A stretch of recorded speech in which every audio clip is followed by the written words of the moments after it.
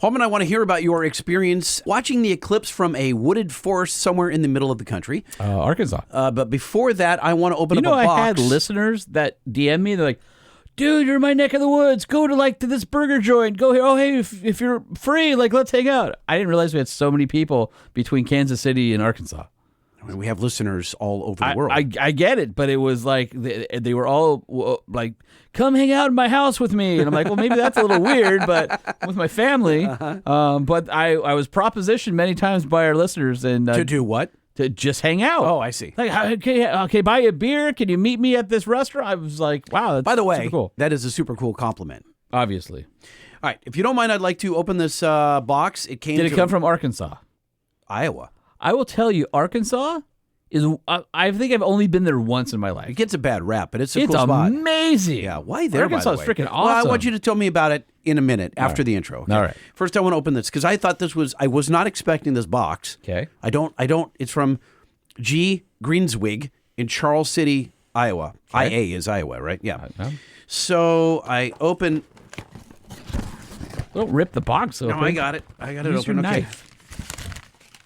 All right. So I don't want you to see the contents yet, but I'm going to read this. Oh, this is handwritten. Okay.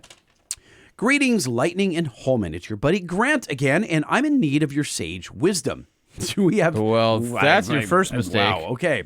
Recently, I started a podcast with a buddy called the Diecast Ranch. It's kind of That's a cool name. I like that. Yeah, let's go. It caters around our lives By as the way, that'll young be farmers. $50 worth of promotion right there on the Truck Show Right. podcast. $50 worth? Yeah. Is that what we're charging? Yeah. $50? Yeah, for shout out. Yeah. He talks about his obsession with diecast cars, a bit of an odd Venn diagram of topics, but best to stick with what you know, right? So we are 5 episodes in right now and enjoying the process of producing, creating, and distributing our own show. Being the titans of podcasting that you are, I wanted to reach out and ask for your advice as a baby podcaster. Now that we've been up and running, are there any pitfalls or mistakes that we should avoid? The pitfalls, the number one mistake podcasters make is called pod fade. And that's not realizing that you have to be consistent and you have to have your podcast at a set interval every time, or you will lose your audience almost overnight as they get impatient and don't want to wait for you. So you're wondering how this whole thing revolves around trucks. He continues with his handwritten note on yellow-lined paper. Any other tips or tricks would be appreciated. And as far as payment goes, for your wisdom and insight, I have included not 1, but 2 die-cast cars. Okay. Hope you guys enjoy them. And I want to say thank you for inspiring me to start my very own podcast journey. That's awesome. Our show is the Diecast Ranch, and we're on Apple and Spotify as well as all the other socials. Grant G., thank you very, very much. This is mine. It says, for Lightning until you get yours fixed. What do you think it is? TRX. That's cool. It's a TRX Hot Wheels, new for 2024. That's the wrong color, though. Although it does have the headache rack yours needs on it. Oh, we should talk about that later. We can. Okay. All right. And for Holman, I'm going to take this out last. We take the sticker off. This is for Holman. Booyah. It's a street wiener. It's a street. It's a wiener schnitzel car. It's a wiener car that has. It's like an Formula One car, but it's a hot dog. The driver sits in the hot dog, and the sides are buns, and the engine is a grill. That's so rad. Super weird.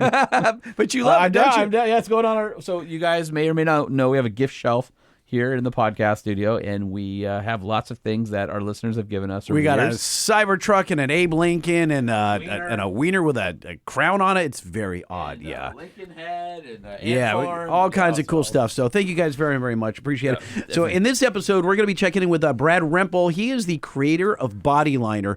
Imagine something as durable as bed lining material, but looks like paint, but is as glossy and brilliant as paint. I'm imagining that as we speak. I'm also going to tell you that I drove a 2024 Toyota Tacoma, which is really cool. I met a guy named Ken. He owns 88 Rotors, and they are Toyota specialists. This particular one was lifted on King shocks. Already. Yeah, King apparently used this as a demo. Nice. Or I should say a test truck. And Ken is an awesome entrepreneur, and we're going to check in with him on an upcoming episode. But I'm just letting you know that I'm really impressed with that Tacoma. I didn't expect to be, and I am. All right. We should also discuss on this episode the 4Runner craze. I mean, seriously, Toyota blowing up the internet the last couple of days here with the 4Runner. Yeah, and there was a big embargo leak and a bunch of stuff. And I didn't know about the embargo leak. Yeah, I posted how I was kind of... I posted on my social. I chastised fellow journalists because they broke the embargo and became a kind of a big thing in the industry. So and then, of course, there's gobs of truck news. We've got so much content in this show. It's too much for a 15-minute podcast, so we're going to make it for 5 hours. No, please, dear God, no. All right, now got to thank our presenting sponsor, Nissan. Thank you for supporting the Truck Show podcast, and they're going to be with us again for another year. So big props to our friends over there at Nissan. They make one of the best mid-size trucks on the market, the Nissan Frontier. Of course, you can check out the Nissan Frontier at your local dealer, or you can head on over to nissanusa.com where you can build and price. And by the way, next week, guess what is coming to the podcast? New Frontier? Hard body. No. Yep. Really? You got that done? Yeah, coming next week. So, really? So I'll have that, and should be pretty cool. So I'm looking forward to putting some miles on the new hard body. Hells yeah. Okay. Yep. Where does someone get a hard body, Mr. Holman? Not from the Wiener Schnitzel and Dr. Pepper diet, I can tell you that much. Thank you. Good night. Again, head on down to your local Nissan dealership. Also, the Nissan Titan and the Nissan Titan XD, available with the industry's best 5-year, 100,000-mile warranty. NissanUSA.com. And if you're looking for a set of fuel caps for your 2019 to current Ram Cummins, because it comes with a little tiny flimsy cap, don't go to bankspower.com because they're sold out. And if you're looking for a map sensor spacer to keep the... Also sold out? Also sold.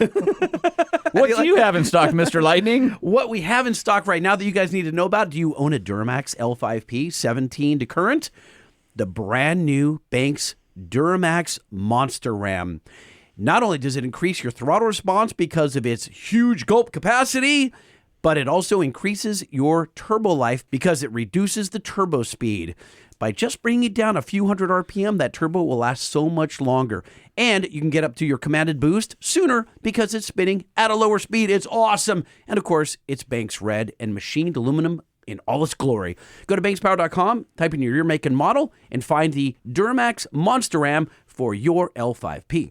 Hey, Lightning, did you know Amsoil has been a pioneer in the synthetic lubricants market for more than 50 years? Yes, I actually did. Oh, okay. Well, Amsoil synthetic lubricants deliver wear protection, engine cleanliness, and fuel efficiency that conventional oils simply can't match. Amsoil specialized products are engineered for extraordinary performance across automotive, racing, and power sports. Amsoil is the official oil and title sponsor of Ultimate Call-Out Challenge and the official oil of the National Association of Diesel Motorsports.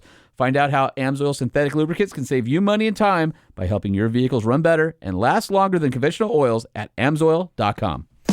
The Truck Show. We're gonna show you what we know. We're gonna answer what the truck, 'cause truck rhymes with the Truck Show. We have the lifted, we have the lowered, and everything in between. We'll talk about trucks that run on diesel and the ones that run on gasoline. The Truck Show, the Truck Show, the Truck Show. Oh, oh. It's the Truck Show with your hosts, Lightning and Holman. So much going on, my friend. All right, I need to bring you guys up to speed. Wait a minute. We didn't talk about my awesome rental car experience. I want to hear about that. First, I owe everyone an update on the TRX. No. We're talking about road trips and hot dogs. And giant big gulps. You think that's more important than the update on the TRX? Nobody cares. Do you think it's more important than Brad Rempel? He'll be fine. Okay, he'll be fine. So you know how when you rent a car and it's always a crapshoot, and you go on to like the Enterprise or Hertz website, and you're like, I'm going to rent a car, and it's like something similar to a Ford Edge, and you're going, whoa, what could it be? So I got to tell a shout out to Enterprise Rent-A-Car. No, you can't give a shout out to Enterprise Rent-A-Car. Out at KC International Airport, MCI. And I roll up and I'm thinking, so I get there before my dad and daughter do. We fly into KC. We're going to go down to Arkansas to see the Eclipse. We were within 10 miles of the path of totality. Like we had this campsite right under the middle of the big, band that was going across the country. Epic, by the way. Super, super incredible. And I pull up and I see a row of Jeep Compasses. And Now, I'm wait a like, minute. What had you reserved? What classification? Economy, sub-economy? Standard SUV. Ford Edge or similar, which I'm thinking is probably going to be a little small for what we need. And I'm thinking, oh, man. I always go Tahoe. Well, and I see a row of Compasses with the hatches open, and I'm like, yeah, that's not going to work. I really hope. Because, Because Compasses are small. And rental car companies play this stupid game of like, a midsize is not what a midsize is. Midsize like a Civic? Yeah, I mean, that's that crap game, right? The lady walks up and she goes, "Oh, do you have a reservation?" "Yeah, here's all my paperwork." She goes, "Oh, great. Yeah, you got looks like you have a standard size SUV." Tell me, she said, choose anything in this row. And I said, "It's not the Compasses, is it?" And she goes, "Oh, no, we have something over here for you."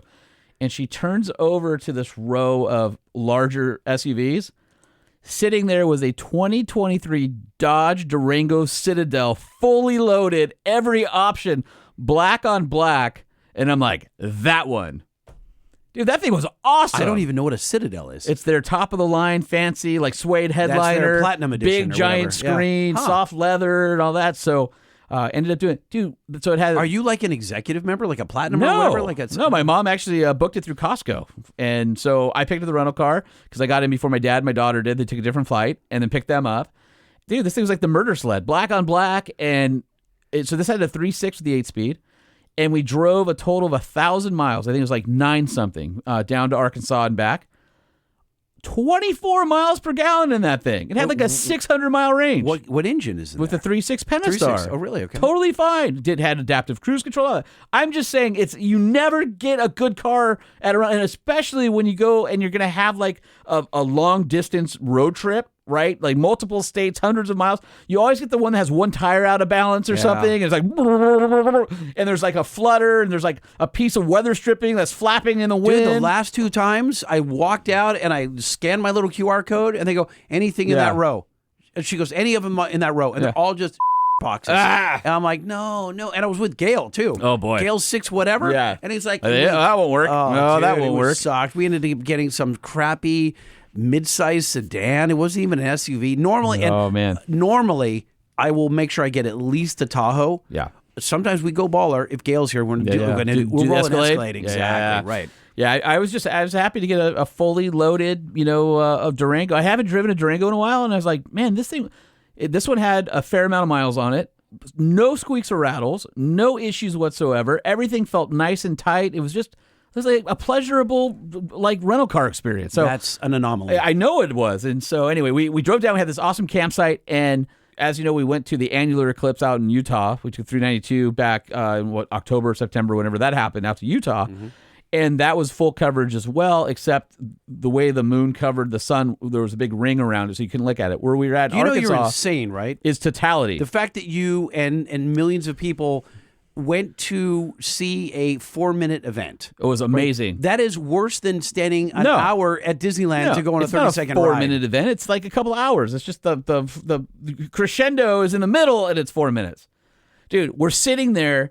And no, stop. We went and camped with our friends, and it was awesome. And we ate like good food, smoked cigars, and drank beer. It was like, what more do you want? We're sitting there, and it's crazy because in Utah, it looked like you had sunglasses on.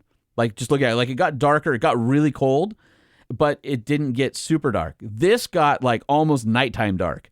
And when you look up at the sky, no wonder like the Incas and like, all these tribes are like the world is ending. Because it feels like freaking Star Wars, dude. You're outside, all of a sudden the lights dim, and it's really fat. Like when there is, let's say, 5% of the sun remaining, it's like 80% light still. It's crazy. Like it still looks like sunlight. It's warm. The second the sun disappears, it's like cold. It gets dark. You look up in the sky. Did you feel like we're going to have an ice age? Dude, you look up in the sky, and there's just a fiery ring. You can see the corona around the moon, and it's like, dude, if you don't know what's happening, and by the way, all you flat earthers, F you, because like there's no projection on the firmament or whatever. Shut up. So anyway, we're sitting there, and like you could see the corona like flares coming out from behind the moon. They had a beer in the sky. That's so weird. All of the animals and like the frogs and all these dogs, they start going crazy. And then once it passed, so like as the 4 minutes goes by. And there's like 3% more sun. Like we're talking like 30 seconds or less of the sun coming out from being behind the moon, and it's like daylight comes up like a sunrise, like fast forward, and it's like instantly bright again. It was weird. But you're just sitting there and you're like looking at this thing in the sky and you're going, like you don't comprehend. You feel like you're in a Star Wars movie. You're like at Disneyland looking up. Dude, it's crazy. I listen to a lot of NPR, public radio, and you they shouldn't. were all you shouldn't, because I get a lot of walks of life on there that are all they don't liberals. Not like they used to. No, yeah, it's all one side. They didn't have the other side anymore. But they cover stuff like this. You're not going to hear it on your local news channel, whatever. So I listen on the way to work. Listen, they're interviewing people. They're like, this is like a life-changing event. You'll never be the same after you see an eclipse like this. I'm like, dude, seriously, the moon passed in front of. No, I get it. It's like, what if the world was at its last day and it's pure darkness and we're going to go to an ice age? Locusts came and the cicadas. That's not the case. And then the earthquake in New York City. It's like 4 minutes. Yeah, exactly. Stop it. Stop it, everyone. Life goes on. Anyway, my whole point was rad rental car experience. Love Arkansas. I ate at Waffle House and Cracker Barrel on this trip, which were across the street from each other. And I got to see an eclipse and hang out with my dad and my oldest daughter, and it was awesome. Wish you were there. Anyway, let's talk more about your stupid truck. Back window is in, ladies and gentlemen. Nobody cares. Back window is in. That's it. That's and where's it parked? The back window was $2,600. Why? Installed. Why? The actual window was like $1,600, and the guy charged like that little piece of glass. No, was the whole thing. It's a frame and all. Oh, they have to do the whole window. The whole freaking window had to come out. Yep. Well, that's why car companies are hosed because like and so Eder, our man Eder, the service manager over at Glendale, correct. He says, don't let it get broken again because there's still a back order of about another 2 months. And you went, okay, I'll sit in the back of my truck all the time. So no, what we have devised is I got the headache rack scan data from the SEMA garage of the cab and the bed. And you're putting armor plating over the windows. I am not. We are making a headache rack. We're going to design. Matt Gamble is going to help me next week, and we're going to make a headache rack. So wait, last week you chastised our listeners saying what a dumb idea that was. I let it sink in. I let it sink in. So for those of you that suggested a headache rack, brilliant idea. You're the masters of the universe. I'm just saying, like that it ended up being the only way to keep someone out of that back window. Now you say, well, they're going to move on to the side windows. No, you said that. They are going to move on to the side windows because I've seen it happen.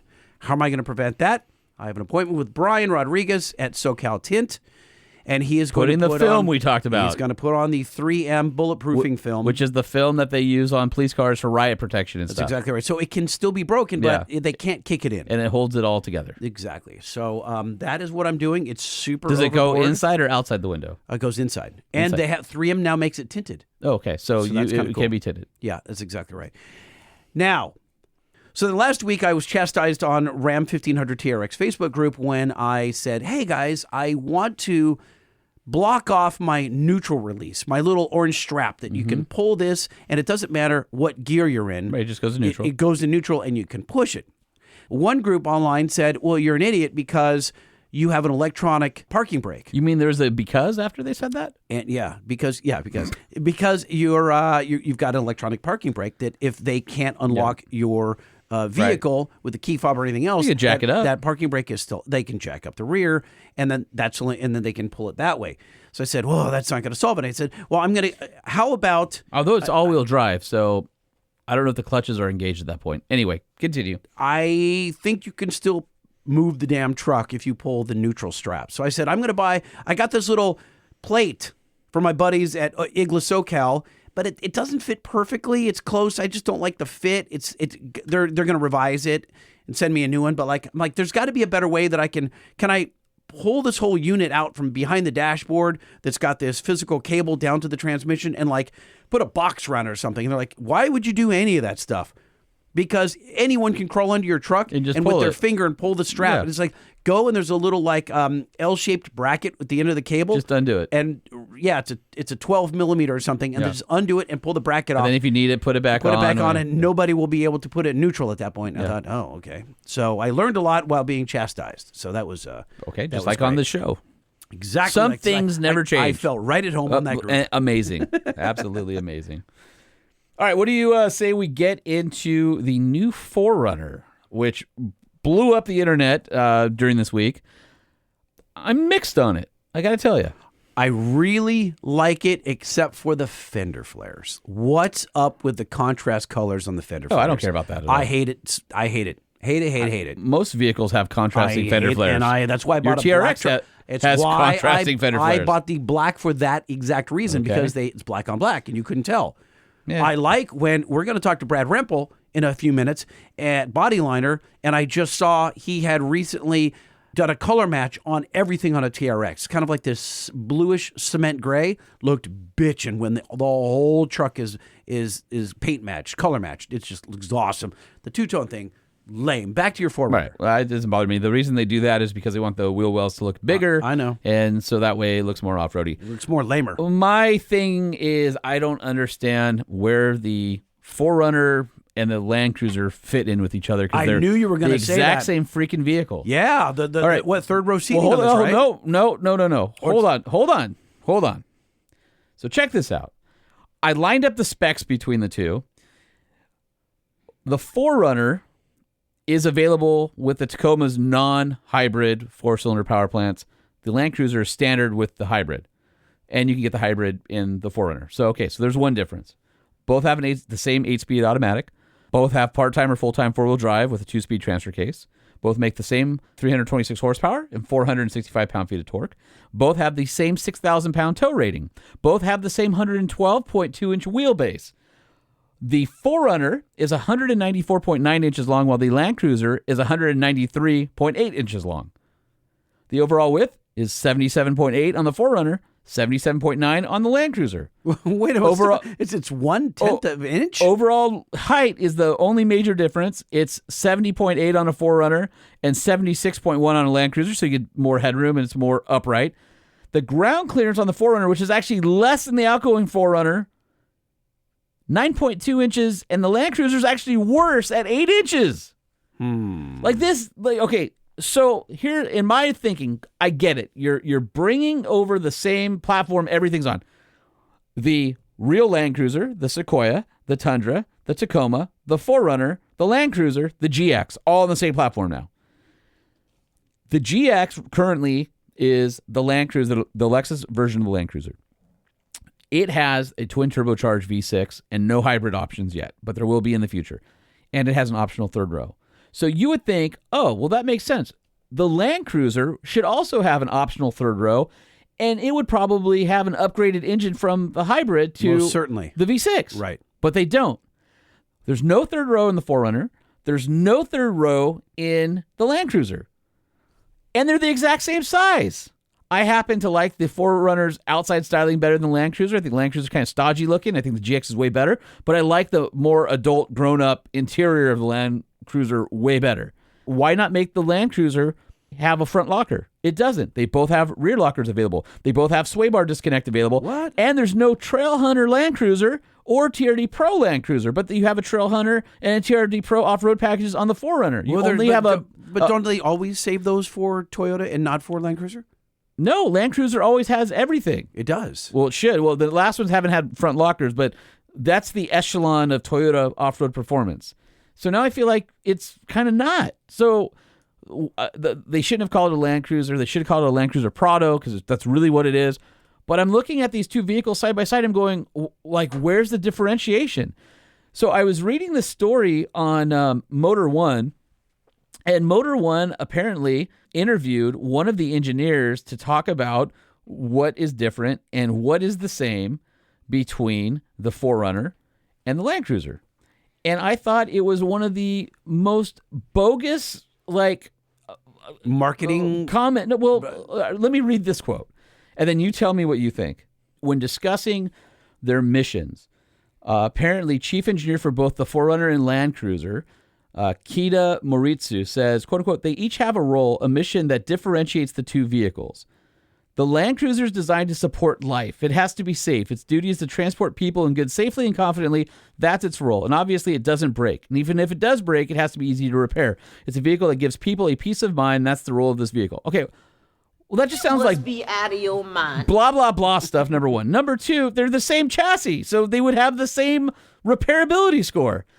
He goes on to say, in contrast, the 4Runner represents fun, a leisurely off-road experience. The customer wants to have an exciting time in the car, and to be really able to have fun is what's important. It's a much lighter, more agile kind of vehicle, and has a much more energetic, active kind of persona to it. Try again. Like what?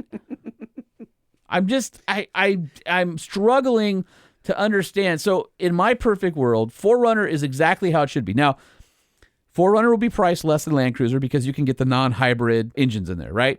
4Runner is optional with the hybrid. So they're going to start 4Runner at a lower price point, but by the time you option it up with the hybrid, it should be almost the same price as Land Cruiser. So what's the differentiator? In my perfect world, I would have taken the Land Cruiser, added a front locker. I would have added a beefier wheel and tire package to it. I would have added a third row optional, and I would have added the V6 turbo. And I would have been this is different than the 4Runner because it has more power, it's got a V6, it has a third row, it has more off-road capability with the front locker for at least the overlandy slow speed stuff. So I get it. It's the same truck with a different badge. Right? Yeah. Like, what do you guys think? Truckshowpodcast@gmail.com. I'm curious. Like, am I wrong? Like, what am I missing here? Have you guys seen something else out there that well, I mean, differentiates these we two? have different colors. We have to, like, what are they going to... I mean, one's more retro and upright. Okay, like, fine. But they're literally the same underpinnings. It's the same vehicle. I wonder if it's just going to be a marketing play. You know, like duh. I guess you're right. Duh. Like, I mean, if you've got money, buy a Land Cruiser. If you're an adventurous off-road youth, the 4Runner for you. Right? Yeah, I don't know. I feel like the fact that there's no TRD Pro, there's no like a Trail Hunter Land Cruiser. Maybe there'll be something in 2 years. Maybe they want to get it out the door but the development work's already done on it. Why not at least offer the Trail Hunter trim on a Land Cruiser? At least give it more off-roading chops. But forgive me for not understanding. Hold on. Forgive me. Have they traditionally offered those packages in Land Cruisers? No, but Trail Hunter's brand new. No. Have they offered those off-road packages that I always thought were just Toyota branded into the Land Cruiser market? Land Cruiser is a Toyota brand. No, I know that. I'm saying like TRD I thought was only on Toyota trucks, not Land Cruiser trucks. I get that it's the same company, but I'm saying you're inventing some weird No, I'm asking that's a question. Land Cruiser has always been a specially almost hand-built vehicle in Land Cruiser City. In Japan, I know that Land Cruiser means something more, and now I get this that, won't be built there. So they've already taken the Land Cruiser name and bastardized it and brought it down market so more people could afford it. The only real Land Cruiser available in the United States is the LX because that's on that's the proper global Land Cruiser, but it has 20 or 22-inch wheels and it doesn't have the same off-roading chops as it should. But now they're on the same platform. This is a smaller version of that. But here's the thing. No, you've never had a TRD Land Cruiser because Land Cruiser always was the top of the top of the top when it came to off-road capability. I see, so it hasn't needed it. It hasn't needed it, but now you need something. Why not overlay it with Trail Hunter? Because to me, that feels like the Trail Hunter's would be way more capable. It's got those giant aluminum Old Man Emu shocks that are built by Bilstein that are amazing. You can get the Foxes on the TRD Pro, a better wheel and tire package. Is the 4Runner going to be less capable or more capable than the Land Cruiser now? Yeah, it sounds like someone at their product development department should have called Mr. Sean Holman before they released this truck. I'm sorry. Toyota has some really cool vehicles coming out, and there's a flavor for everybody, but it feels like the product roadmap is a little bit of a mess. You start at Tacoma, and then you can get a Tundra, right? There's your pickup. Or you can start at 4Runner, and then you can get a Land Cruiser, and then you can get a Sequoia, and then you can get a Lexus LX. In there, you can get a GX, all on the same platform. I don't know, Toyota. I love you guys, and great. Glad you're making 47. Hold on. Come on the show and explain it to us. Yeah. We got to get an abacus and a Venn diagram and like put it all together and. Like, help me out here. I'm not trying to hate on Toyota. Like, I actually really like the 4Runner. I wish the styling was a little bit more differentiated than a Tacoma because it's really Tacoma-ish, right? I like it. I think it looks good. The rear window feels like a couple generations ago, which is kind of cool. I was disappointed in the sunroof, but we'll get to. I'll review this later. Well, that's a Tacoma. Yes. Right. We're talking about 4Runner, though. Sorry. But I don't like I think the Land Cruiser Dash is more upscale. I don't like the way they have a 14-inch freaking iPad just sitting. It's not integrated in the dash at all. It's this giant screen that's just sitting there. Yeah. Yeah, and I don't like the giant Toyota Bro lettering on the dash. Otherwise, I don't mind that. Otherwise, I like the interior. I think Toyota made a concerted effort to make hard buttons on purpose to make it so you can operate that thing off-road. Controls, all of it. Yeah, there's really buttons good. you can push the way like God intended. Not this Tesla and Rivian crap where it's inside a screen or Land Rover where you're bouncing off-road and you can't tap. Oh, what a mess. So it's nice to see like they thought about that. Obviously, we've had the chief engineer on the show. There's the right people. I just don't understand the product strategy and the pricing and all that. So anyway, there's my beef with the new 4Runner. We can talk about it more as more information comes out. I'm anxious to hear what you think about the new Tacoma now that you've been in one. Well, I think what we're going to do is get Ken on from 88 Rotors, who owns this truck, and when we get his, because he's lived with it for a while already, and then I'll just weigh in as he talks about it, because he's owned it and driven it quite a bit. All right. He's taken it all over the place. Well, I'm definitely anxious to know more. All right, let's flip the script a little bit, and let's get Brad Rempel on the phone, who is the creator of Bodyliner, and he's got a pretty interesting backstory, and what he's made might surprise you. Let's dial up Brad. Hey, Lightning, how you doing, man? What's happening, Mr. Brad Rempel? No love for Holman. I see how it is. It'll be a great interview. No. I'm sorry, Sean. I'm sorry. We have got a lot to talk to you about, Brad, but I think we need to establish first that you are an entrepreneur, and we have a jingle that is appropriate. What does it take to be an entrepreneur? What does it take to be an entrepreneur? Quit your job and get a loan, and don't let anyone tell you you can't. Go into debt and don't look back. Don't worry, there will always be another crappy job. This is what it takes to be an entrepreneur. This is what it takes to be an entrepreneur. What takes this? What are you talking about? I'm just recapping the jingle here. Oh, the jingle. Got it. The jingle. Hey, so Brad, you spent most of your life as a musician. How bad did that jingle suck? You know what? It could have been much worse. Okay, I appreciate that. All right, we're going to give you the bell for that. Hey, so we're going to get into Bodyliner. I wanted to know, this is a true entrepreneurial story. And so a few of our listeners ganged up on us and they're like, how do you not know about Bodyliner? It started at SEMA, I think, last year. And you had a couple vehicles there coated in Bodyliner. And they're like, you need to go see this. And Holman and I were both tied up with, we had duties. I had Banks duties. Holman had stuff for the podcast and he was hosting panels and all the stuff that whatever you do, Holman. Yeah. And then we kept getting beaten up. I was like, why haven't you seen the Bodyliner truck yet? Why haven't you? And like, we don't have time. We literally are like 24/7 all the way through. Here's what I want to know. So we got super hyped up on it. But I have questions. My first question is, how did you go from slaying axe to spraying trucks? Oh, no, you didn't. Seriously, I did. You like that? Did that? Yeah. Well, I mean, I always loved vehicles. Growing up, actually, I grew up with very little money, so I started the entrepreneur journey when I was 13. I told my dad I really wanted a dirt bike, and at this time I was already playing instruments because I've been playing instruments since I was just a little kid. The old man gave me $7 for an ad in the paper, and I put an ad in the paper saying, young man looking for odd jobs. And so that actually spun into a commercial and residential house painting and coatings company. But when I was 16, 17, 18, I started a business called Z Raider Performance. That was a side business. And I was customizing vehicles, putting body kits on cars.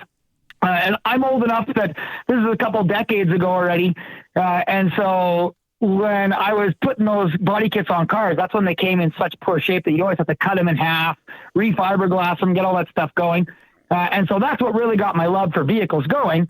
But then when I was 18, 19, I won a bunch of radio contests with some of the bands that I was part of. And I was like, man, like, why work for a living when I could possibly just scream into a microphone, play some drums, and play guitars?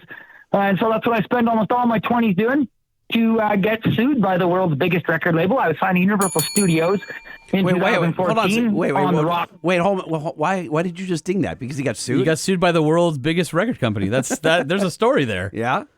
So wait, you got sued by Universal? Yeah, for sure.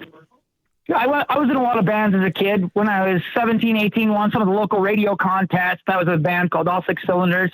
I was the bass player and backup singer for that band. And then I was like, you know what? Like, I love drums. I've been playing drums since I was 8 years old. So I thought, let's go do something different. Let's go be a drummer. So I was a drummer for a 60s, 70s, and 80s touring band for 21, when I was 21, 22, 23. And that band stayed really busy, playing a lot of corporate gigs.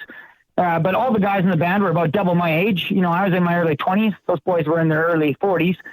So I thought, okay, well, I actually contacted my local radio station, 106.7 The Drive, little plug for Fooey there. How funny, because Lightning's old radio station was 106.7. K-Rock, KROQ in Los Angeles. Yeah. That's funny. Huh. Super No cool. way, yeah. So this is in Red Deer. Yeah, Red Deer, 106.7 The Drive. And back then he had what's called favors from Fooey. The DJ's name was Fooey. And I called him up and said, well, I'm a lead singer. And I wasn't yet. I'd never been a lead singer in a band before, but I'd always been a backup singer, so I was just speaking it forwards. And said, I'm looking for a band. And so I found another band that was ready to record a record. But again, these were guys that were all close to double my age. They were in their mid-40s, and their lyrics had the word baby in it so many times that I told them we'd have to rewrite these lyrics, guys. I'm like, baby's great, but Van Halen's day is not recording anymore, so let's change these lyrics up a little bit. No offense to Van Halen. Everybody loves Van Halen.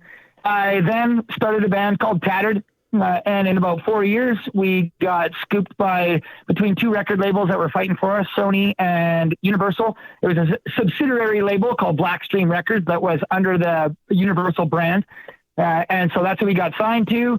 And then in 2014, we were on the Rockstar Uproar tour. So that year, we were on tour with Rob Zombie, Buck Cherry, Godsmack, Pop Evil, Seether. And it was one heck of a tour, I'll tell you that. How was Nickelback on the road? Dude, No, just because he's Canadian doesn't mean that he played with Nickelback. He totally knows Nickelback, 100%. I hope he doesn't. Do you know Nickelback? you're going to laugh so hard. So, Story coming. Chad Here you came go. from a town Chad came from a town about 15 minutes from me. I knew Chad when his last name still started with a T before his last name was Kruger, because his grandparents lived just outside of Three Hills, a town that I grew up in, and his cousin, Elliot, was one grade above me. And so I actually met Chad right when he got kicked out of his older brother's band. And he was telling me he was starting a new band. You know, I'm kicking myself in the ass that I didn't ask himself if he wanted himself a bass player or anything at that point in time. But I was starting a band called All Six Cylinders. And so I watched his band come up while I was growing up with our bands. And so I was watching him do it and said, like, if he can do it, like, so can I. I'm a lot better looking than that bugger. But can he really do it? I mean, can he really?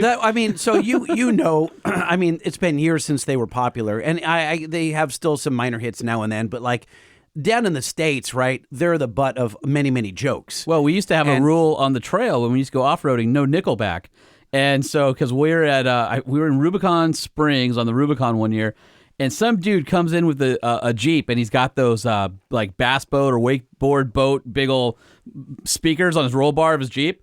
And it's like 1 a.m. in this quiet Rubicon Canyon where there's like a stream running, and it's just dead. And here comes Nickelback, jackass, at 1 a.m. So from that point on, we had this rule, no Nickelback, and it's held for decades now. And I actually have a picture.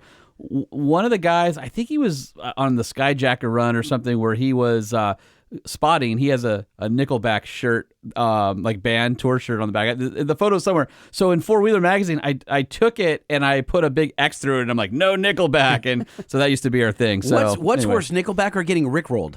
Nickelback. Nickelback? I like is getting worse? Rickrolled. Yeah, I'm Rickrolled. Okay, what's worse, Nickelback or Crown Royal?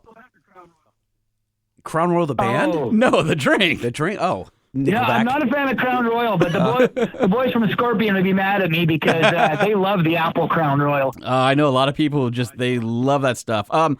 What's better, Crown Royal or poutine?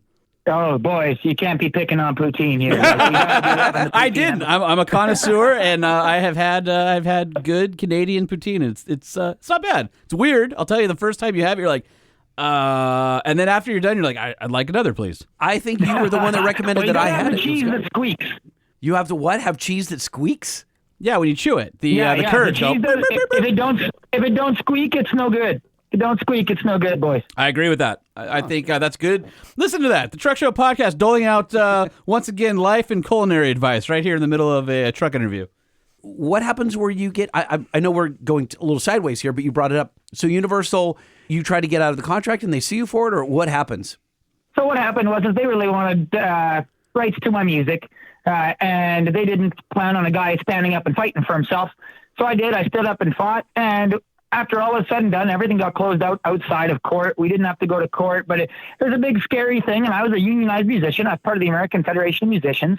So as of being a union, you can't play, sing, or do anything while in litigation.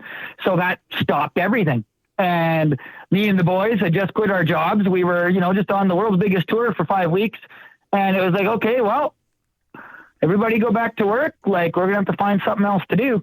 And I knew I wasn't going to get back into commercial coatings and house painting. Me and my dad had grown that company to, when I was 19, we had 27 guys working for us before I had really tried. Yeah, we were going strong, but I'll tell you trying to think of a really nice way to say it. The quality of person you hire to paint a house has gone downhill since I was a young lad. And I think that just looking at the people that paint houses these days, you can see that it's hard to find yourself a good quality person to be working in that industry. And also, if I wanted to make some good money, I had to always be away. At this point, I'm married. I got kids. And so, I wanted to be home every night. And so I thought, okay, well, let's start a company working on vehicles. And I really hated the way my truck was always looking at the end of every year. At the end of every year here in Canada, our roads are so harsh. We put so much rock salt, so literally salt in the form of rock on our roads so we can drive in wintertime. They just kick in the ever-living crap out of your vehicle. It's like, man, what could I do to make this stuff better? So I thought back to when I was installing body kits on cars. I was taking a version of a liner that Scorpion had made, and I was adjusting it, reformulating it, adding a bunch of different chemicals to it to try to put it on the bottoms of these body kits because they sat so low to the ground. Guys were scraping them. So I thought, well, let's go back to this. I know how I can make it, first of all, high gloss, not fading, and super good washing. So let's start with that. And so we started with that, and that was how the company at first, Alberta Boys Custom, was born. I wasn't planning on starting a company selling chemicals and producing paint and all these different things that I currently am. I was planning on starting a company customizing vehicles. And so that's where this had all begun. So wait, let's stop you there, Brad, and kind of unravel some of this. You're talking about body kits hanging low to the ground. So you were being into the import scene, because those don't sound like trucks unless you were dealing with mini trucks in the 90s. What was that low? Yeah. So back then, so Mustangs. Right? I didn't drive into crowds of people, so don't hold that against me yet. He was the guy that was fixing the front bumpers after they got smashed through the crowds of people. And he had to make sure they were... So I was busy, right? I was busy. So that's what it was. I had a 94 Mustang GT. That was my... when I was 15, I had 3 cars, an 81, an 82, and an 84 Oldsmobile Tornado. I put them all together to build one car. Because remember, I grew up broke, painting houses. And I sold those car, I built that car, sold it for the down payment for a 94 Mustang GT. And so by the time I was 16, I had a 94 Mustang GT. So I had a 5-year-old sports car when I was a kid. So I loved vehicles more than anything else. I had a dirt bike, a street bike, and a car. There was nothing I loved more than machines. So I was just into it big. So that's why I was working on those body kits, because I thought, what better thing to do than do what you love? They always say, if you do what you love, you never work a day in your life. And we all know that saying's the biggest pile of we've ever heard. No matter how much we do it, we love it. It still feels like work no matter what, right? There's still days that you just hate what you're doing, even though you're like, this is what I dreamed of. You're this is what I dreamed of. Don't forget. I hate this less than the alternative is basically how that works. That's exactly right. Now, so you're buying body kits back then from all the manufacturers that we would have known back in the day, right? Are you doing this out of a shop? Are you doing this out of your garage? I was 16 at my mom and dad's house. So like I was doing this out of my garage. I was just a kid screwing around with people who could let me, and the internet didn't really exist. Right. So like I went to good old Staples, and you could print off those business cards that you could rip into squares, and there was no real business card companies unless you went to like a bigger city. Cause I was in a small town at this time. And like, we're talking late 90s. There wasn't a printing shop that printed business cards. So when you're in the local city, you bought cards you could print yourself. So with people that found my cards, because no one around really did this kind of work. And I didn't do lots of it because I just did it in the evenings and weekends, but it most definitely sparked the passion for what later became what I do. When did you, what was this rock salt doing to because we know what rock salt does to metal, obviously. It oxidizes it and just rusts it to death, and it falls apart. It pits it and it essentially breaks through whatever the coating is, whether it's a chrome or paint. Right, but what I'm saying is, he's talking about body kits, and at that point, the body kits were either they were fiberglass, or maybe SMC. Yeah, they were all fiberglass, right, or then. ABS or something like that, right? So then, are you looking for something to coat the body kits at that point, or are you looking for something to coat the steel that's rotting? So when I was 16 back then, I had to paint these body kits. And so I was just playing with some of that stuff. But now the reason I was doing it is I was honestly tired of my own truck getting beat up so bad. Because here, again, we not only use rock salt, but we also throw gravel all over our roads. We have lots of gravel roads around here. But because on the highways and all the city streets, in wintertime, we actually throw gravel and rock salt down. So our vehicles chip horrifically. And then you expose bare metal. And then next winter, you're going to throw rock salt and stones all over that bare metal, really getting rust and start quick. Here in Alberta, it's not as bad, but you go a few provinces over to Ontario, they use a liquid salt. And you have about 3 years before your vehicle just starts rusting out horrifically. And so it's like a rule around here that we never buy vehicles from Ontario. Yeah, because well, that's like we don't buy any. They're going to be rusted out. We don't buy any Midwest vehicles. Everybody loves to hate California until they're looking for a used car, and they're like, oh, there's 30-year-old cars rolling around on the freeway in the streets here every day. And I've had friends come out and they're like, dude, I haven't seen one of those in 30 years. I saw 4 of them today. Well, we've had a lot of conversations about, you hang out with the C10 guys, right? The C10 Mecca is Arizona because it's dry and warm. There's no salt on the road or anything. And these cars are preserved perfectly. It's like Keith Richards. They're just they'll never die. Was that your attempt at a band reference? Yes. Okay, well done. Well done. Yeah. It was pretty good. I mean, he's tickled from the inside out, so it makes sense why the guy's still moving. It's the heroin, you know. What I mean, it's a good preservative. Well, no. Allegedly. No, I don't think it's allegedly. I think that's on the show. It is actually. You guys do that too, do you? We do air quotes. You can't see. We're also worried about somebody who's the biggest suing us. So you buy Scorpion, which is I'm not sure if I've heard of Scorpion. Yeah, it's like a bed liner material. Okay, so is Scorpion just the one that you buy in like a gallon? And you do it yourself, or yeah. Okay, so there was Line X, I like a Herculiner or something like that. Yeah, so this one's a DIY. So I went and picked it up because I was going to go do it to my own vehicle, and so I thought, okay, well, I actually called up 2 of my friends because I went back, like music had ended. I had gone back painting and drywalling and commercial coating right away because it was something that I could do to keep paying my bills. But as I was doing it, I was like, man, I know I really need to do something else if I'd like to continue growing in life and not have to go industrial coating and be away from home all the time. And so I knew 2 guys that were begging me to spray their vehicles. And so I said, I'll tell you what, guys, you 2, you go buy all this crap and I'll spray your vehicles for free. But it's about $8,000 worth of stuff. But I was going to coat both of their Jeeps completely on the outside for quote unquote no money, but they sold $4,000 each. So a really good deal. So the guys went and they bought the stuff, and I sprayed 2 complete different variances of what I wanted to try. And the first one did what bed liners always do. It faded badly. It didn't wash good, and I couldn't tint it very nicely. But the second one actually tinted red, covered in 2 coats, kept its gloss levels, and washed incredibly good. So I was like, okay, like I'm on the right path. So I took this stuff and I used about 30-40% of it. And then I added about 60% of my own crap. And so I was like, okay, here we go. And I started just moving up in the world in chemicals. So using better and better chemicals, just versions of what I was putting in, just better versions. And I got this now really good washing, high gloss, textured liner. And I was like, okay, sweet. Right? Like, this is awesome. Let me pause Go you right ahead. there. So as people are listening to this, if they have not seen it, I know people are probably thinking, I remember back in the day where somebody Linexed a truck in a magazine, or they Rhino line something. And to your point, without the UV inhibitor, they chalk, they look bad, they retain dirt, they're hard to clean. The texture is really at the mercy of whoever's applying it, and it's really heavy. Although you get the benefit of your vehicle having less squeaks and rattles and being quieter overall when you coat it.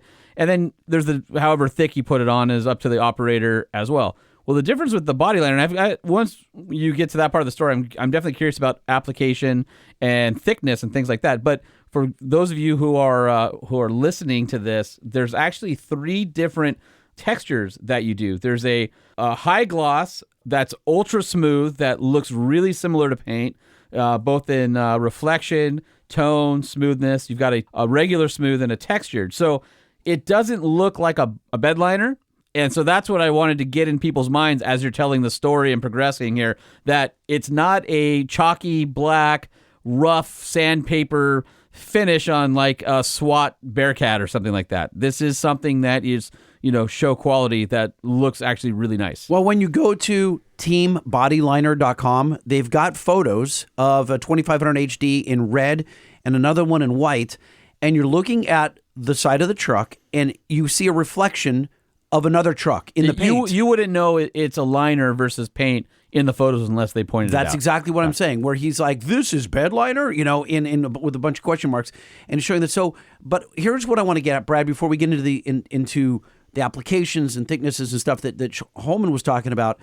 How in the world did you have a chemistry background? Because you don't just throw chemicals in. Do you? I'm going to put some paint thinner in. I'm going to put this in. I'm like, what? Did your grandfather work for DuPont? How did you get there? So I'm either a genius or an idiot, and I will soon discover which one of those two things, because I do have 1,000 failed formulations. So it was a wow. You know what? That worries journey me. to get. We only have 330 failed podcasts, so we have a long way to go. Yeah, keep on going. Well, they got WD-40 after the 40th try. So They did. This is called BL1000 is his current formulation. Yeah, so the textured stuff, that was easy to figure out. So that I played with that because I came from the commercial coatings industry. I knew the family of polychemistry that was involved with this stuff. And honestly, as a kid growing up, I really loved chemistry and physics. So I loved diving into that kind of stuff. And there wasn't a lot of chemicals out there that were big in this industry. So there wasn't a wide scope of chemicals to start with at the beginning. But I did look exactly like you were saying there, Sean. I did look into what is it that people complain about with bed liner. They say, well, it doesn't wash good. It doesn't start clear, so it's not the right color all the way through, and you can't tint it good. It's not UV resistant. They'll only give a 1-year, warranty on UV and painting, because they just put a paint that's on top, and it's not smooth. So I figured out how to solve almost all of those. Oh, and it doesn't wash good, except for the smooth one, right? That's what was a royal pain in the ass. The texture I got fairly quick, so right away we had one of the best washing, highest gloss, best matching textured liners in the world. So that set us apart right away. And that was pretty quick. That I got probably, let's say, 15 different formulations of playing around with before that started to work. Then I had a guy tell me, because I was working with an inventor down in the States that was making a clear version of liner, but it was really not nearly as strong, like I'd say 1/10 as strong. And I was spraying it on vehicles, and there's this one guy that he was a farmer, and I sprayed his flares, and the inventor said it was supposed to be strong enough. In 2 months, the front of the flares were completely stripped, bare plastic. And according to this chemist I was working with, I had to warranty this. And so I warrantied it, but I doubled it thickness. So I'm like, yeah, that's going to be good now. There's no way this kid's going to pound through it. 2 more months, he pounded through it completely, because he was doing 60 miles an hour down 20 miles of gravel. So he just wasn't caring. Then I told him, man, you need to go with my textured liner. It's the only thing strong enough. And he's like, man, I told you I'm not going to do it. I had some ideas on how to make this stuff smooth. And so I told him, I'll tell you what, I'm going to spray something. And it was the most orange peely, dog's breakfast you'd ever seen in your life. It looked horrific. It was solvent poppy. It was orange peely, and it was as good as I could get it. I'd been trying to spray it for like 4 days. And so I called him down because he's like, did you get that smooth? Because I told him I was going to do it. And I said, well, come down. Like, you got to see it. And so he comes down and he goes, yeah, do it. And I'm like, really? Like, because if it was my truck, there's not a chance in hell. Like, it did not look good enough to put on someone's vehicle, in my opinion. And he's like, well, you think it's going to put up with a beating? I'm like, oh, yeah, it's super strong, but that's as good as I can get it to look. It wasn't very high gloss. It was fairly solvent poppy, very orange peely. But he's like, do it. And so I did it. By the way, all 4 of his flares. those are all great Canadian bands. Orange peely? Yeah, and Solvent Poppy. Yeah, they open for each other on occasion. What I want to know, Brad, is what makes that rough textured feel? What is in it? It's not sand. Like, what is the chemical makeup? Well, with a traditional bed liner, it's how you spray it. So you add texture because it goes on smooth. But wait a minute, but what is the texture? It's not like if it were air, it would just pop and it would be flat again. What is actually in those granules? Yeah. So you're good. You're good. Like, and exactly what you're saying with traditional box liners, it's in the texture in the sense of it sprays on really messy looking and gross, kind of like what I was spraying. But I'm spraying a completely different chemical that does almost the exact same thing. That's polyurea, which is like Linex, Rhino, Armor Guard is polyurea. I'm using polyurethanes, a much slower reaction. Where the polyurea comes out of the end of the gun at 2,800 psi and at about 79 degrees Celsius, so 120, 130 degrees Fahrenheit, and it dries in about 4 seconds. And then in about 4 minutes, you can walk on it. My product dries in hours because I had to slow everything down with retarders and do a lot to it. But what creates that texture is just the way the guy sprays it with the gun. The way that I create my texture is a coagulant. So I add basically a water-based product to a solvent-based mixture, which creates what you would call a bad reaction. It's not something chemistry would call good, but with a textured liner, you can create texture and coagulate it. And now you create air pockets that kind of are like tons of rubber bands with air bubbles in them. And that's what creates the texture within my product. So it's incredibly, incredibly elasticy and incredibly, incredibly flexible. It can flex over 400%, retaining color and look, including the smooth. So that's why I can do like coil springs and flexible plastic parts, and it can still maintain its look. On a poly urethane like you're using, part of it, because the drying and curing process is so much slower, the reason you can get smooth is because it levels itself out. Yeah, right. Yeah, so it has a chance to kind of flatten and lay out, whereas like a polyurea, to his point, is dry almost instantly. And so, like, when you watch somebody... Is the polyurea, as it's shooting out of the gun, it's basically hardening and sticking in that's what's making it rough? Like, well, what makes it rough is the way that, if you ever watch a Linex application, so our friend Marcel Venable used to own a Linex franchise, so I've shot things in Linex for fun and stuff like that, but when it goes on, it's just sort of rough. Or if you move it really slow, you can get Linex to be goopy and glossy if you wanted to. It doesn't look good, but you can get it to be kind of smooth. But what it is you do the first coat and then you lay it over, and the way you flick the gun from the air is you're creating droplets that land, and as they land and dry, that's your texture. Oh, and so that's like on the bed liner side. 100%. And that's where with us, we use a special texture gun.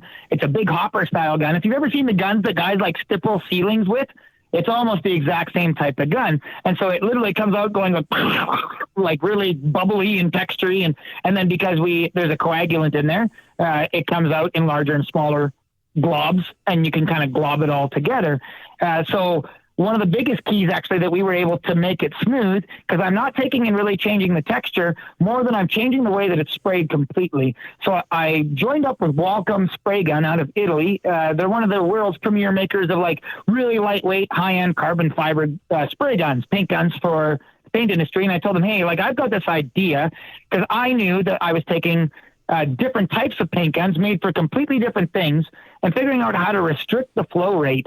And instead of having like a flow rate of 20% liquid to 80% air, which the average HVLP spray gun would, I wanted something that had 92% air, 8% liquid. So by the parts per million principle, my droplets could become 10 times smaller.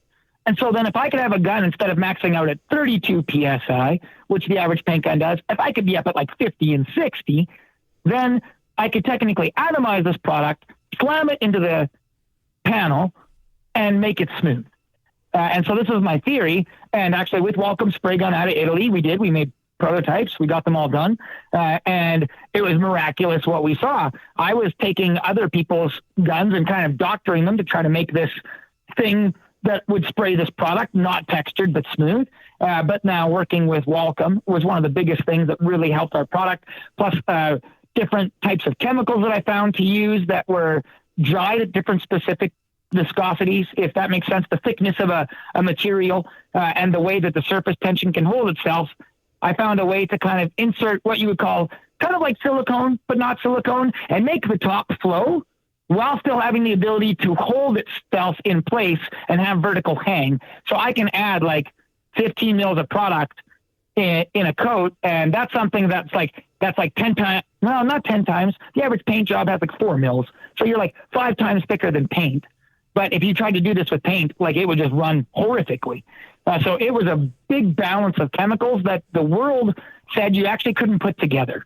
And I found a binder that made all these things go together, but it wasn't until so many failures. I had 3 managers quit on me. I had staff that was so bitter against me because they just watched me lose money.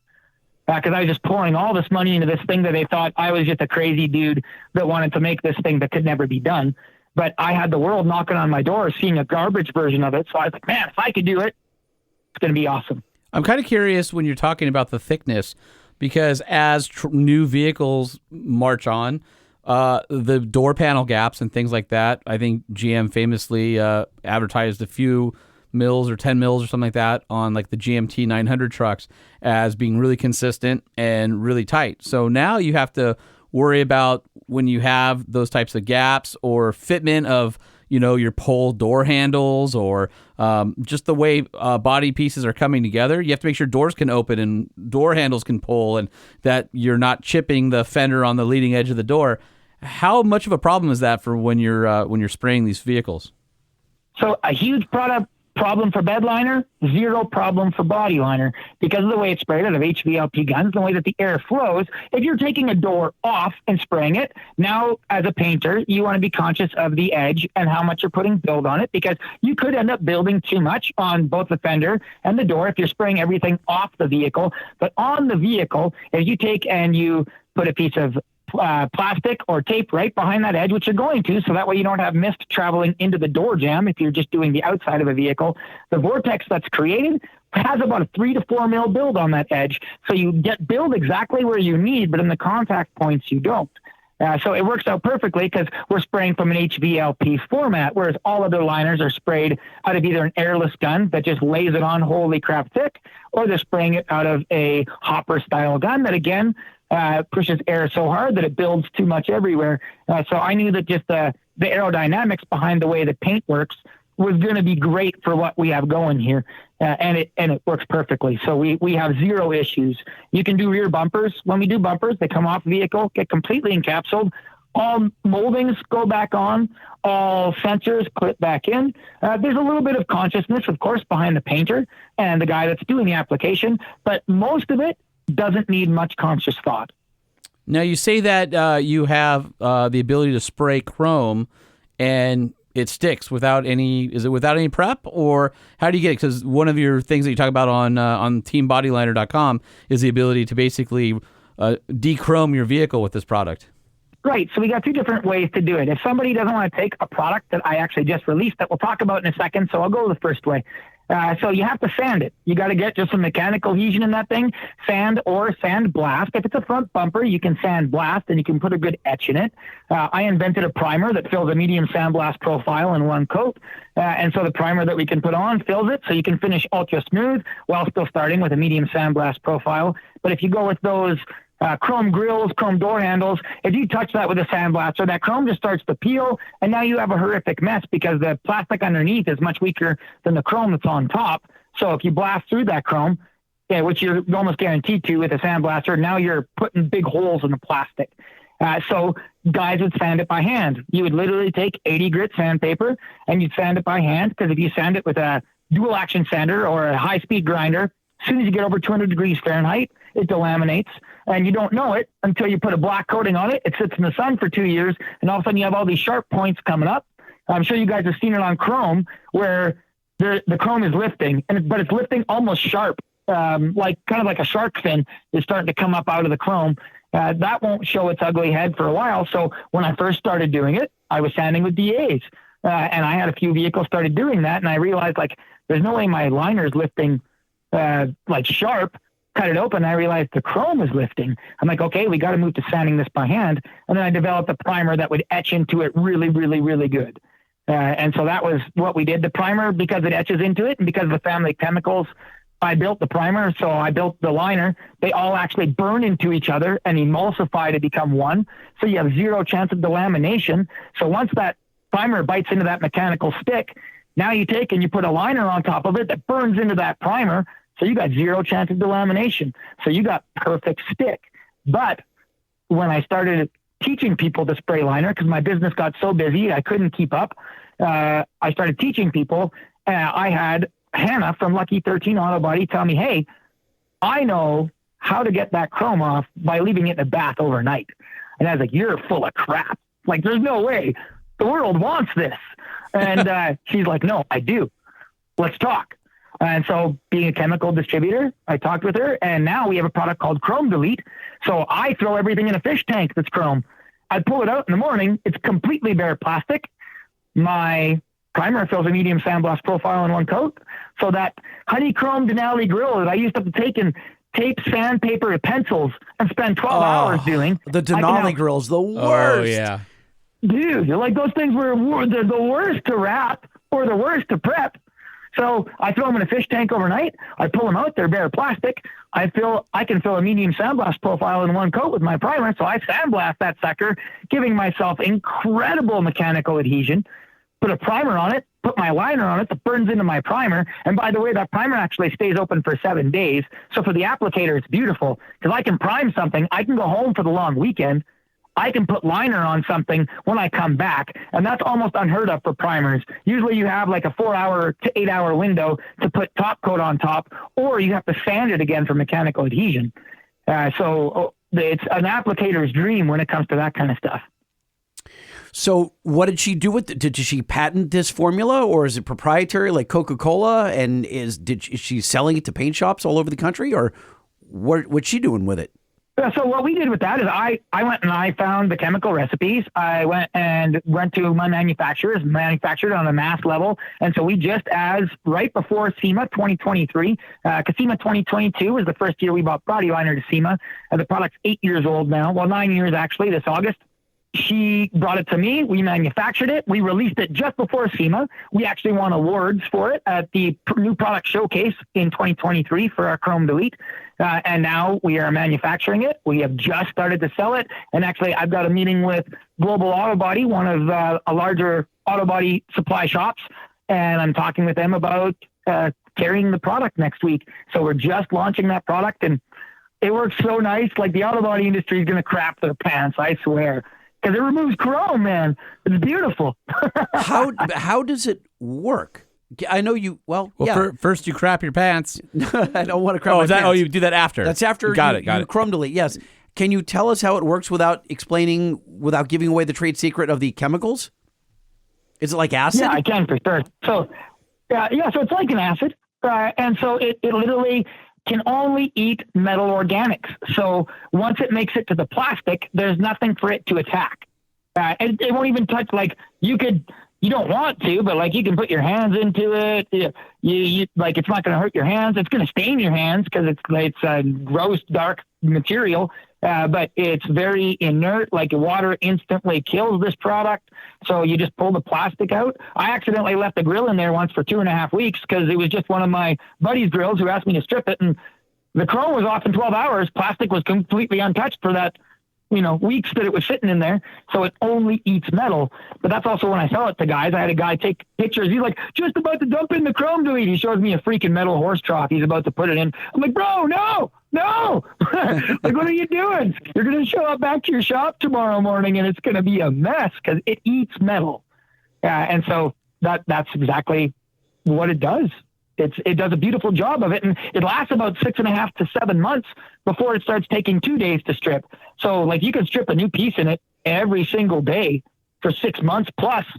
So I have a night crew now, something that my guys used to do all day long. Now they get all the chrome pieces off a truck. We throw it in the fish tank overnight. We pull them out, blast them in the morning. Something that used to take 12 to 27 hours of prep now takes 20 minutes to 1 hour. And so we save huge amounts of labor.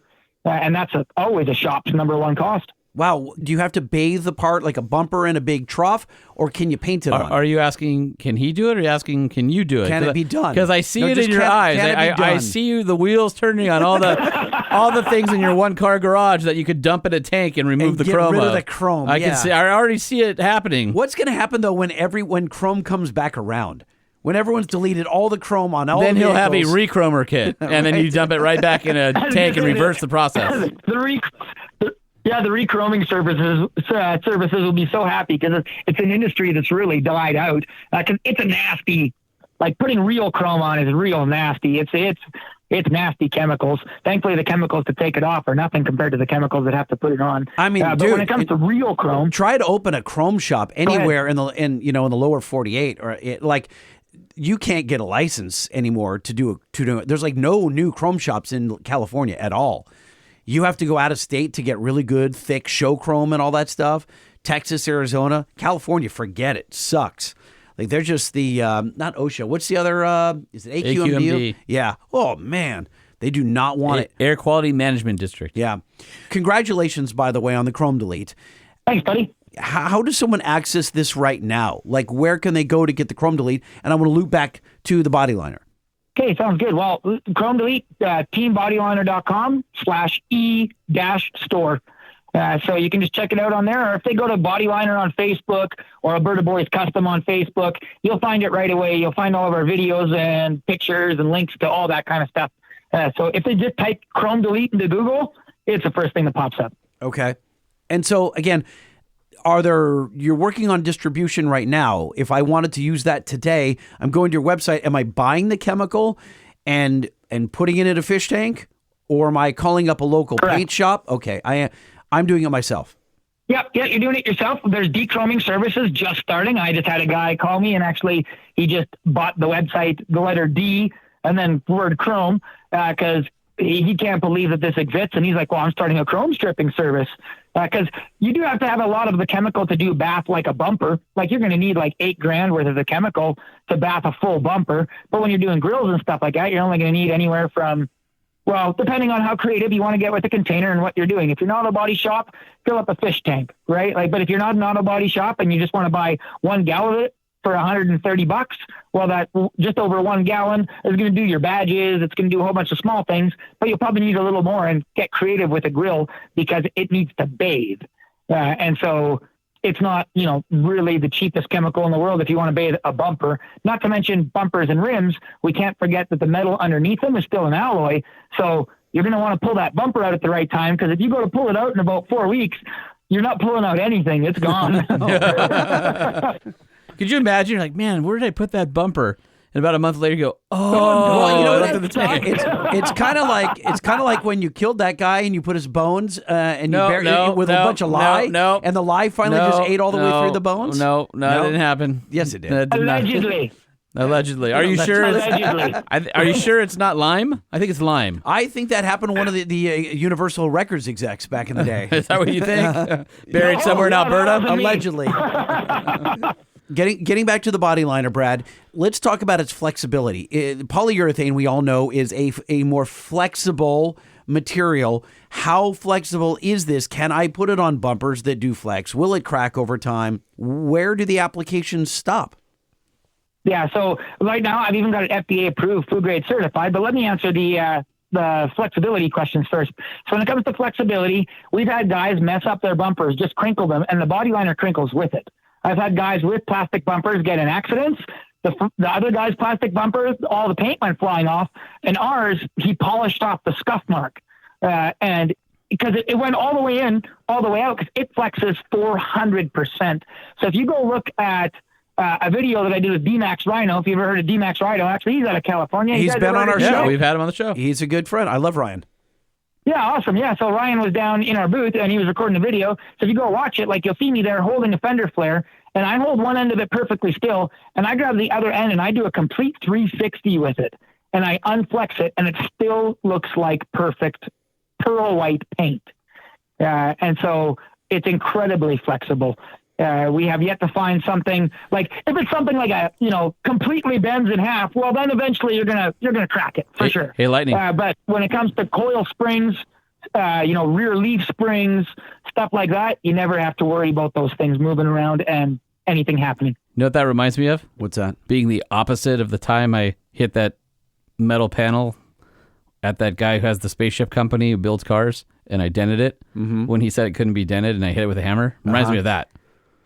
I don't think Brad knows about that. It's the opposite of that. The Schmeiber schmuck? If that had been body lined, I think maybe it wouldn't have caused the situation that arose. I wonder, Brad, I mean, have you reached out to Tesla?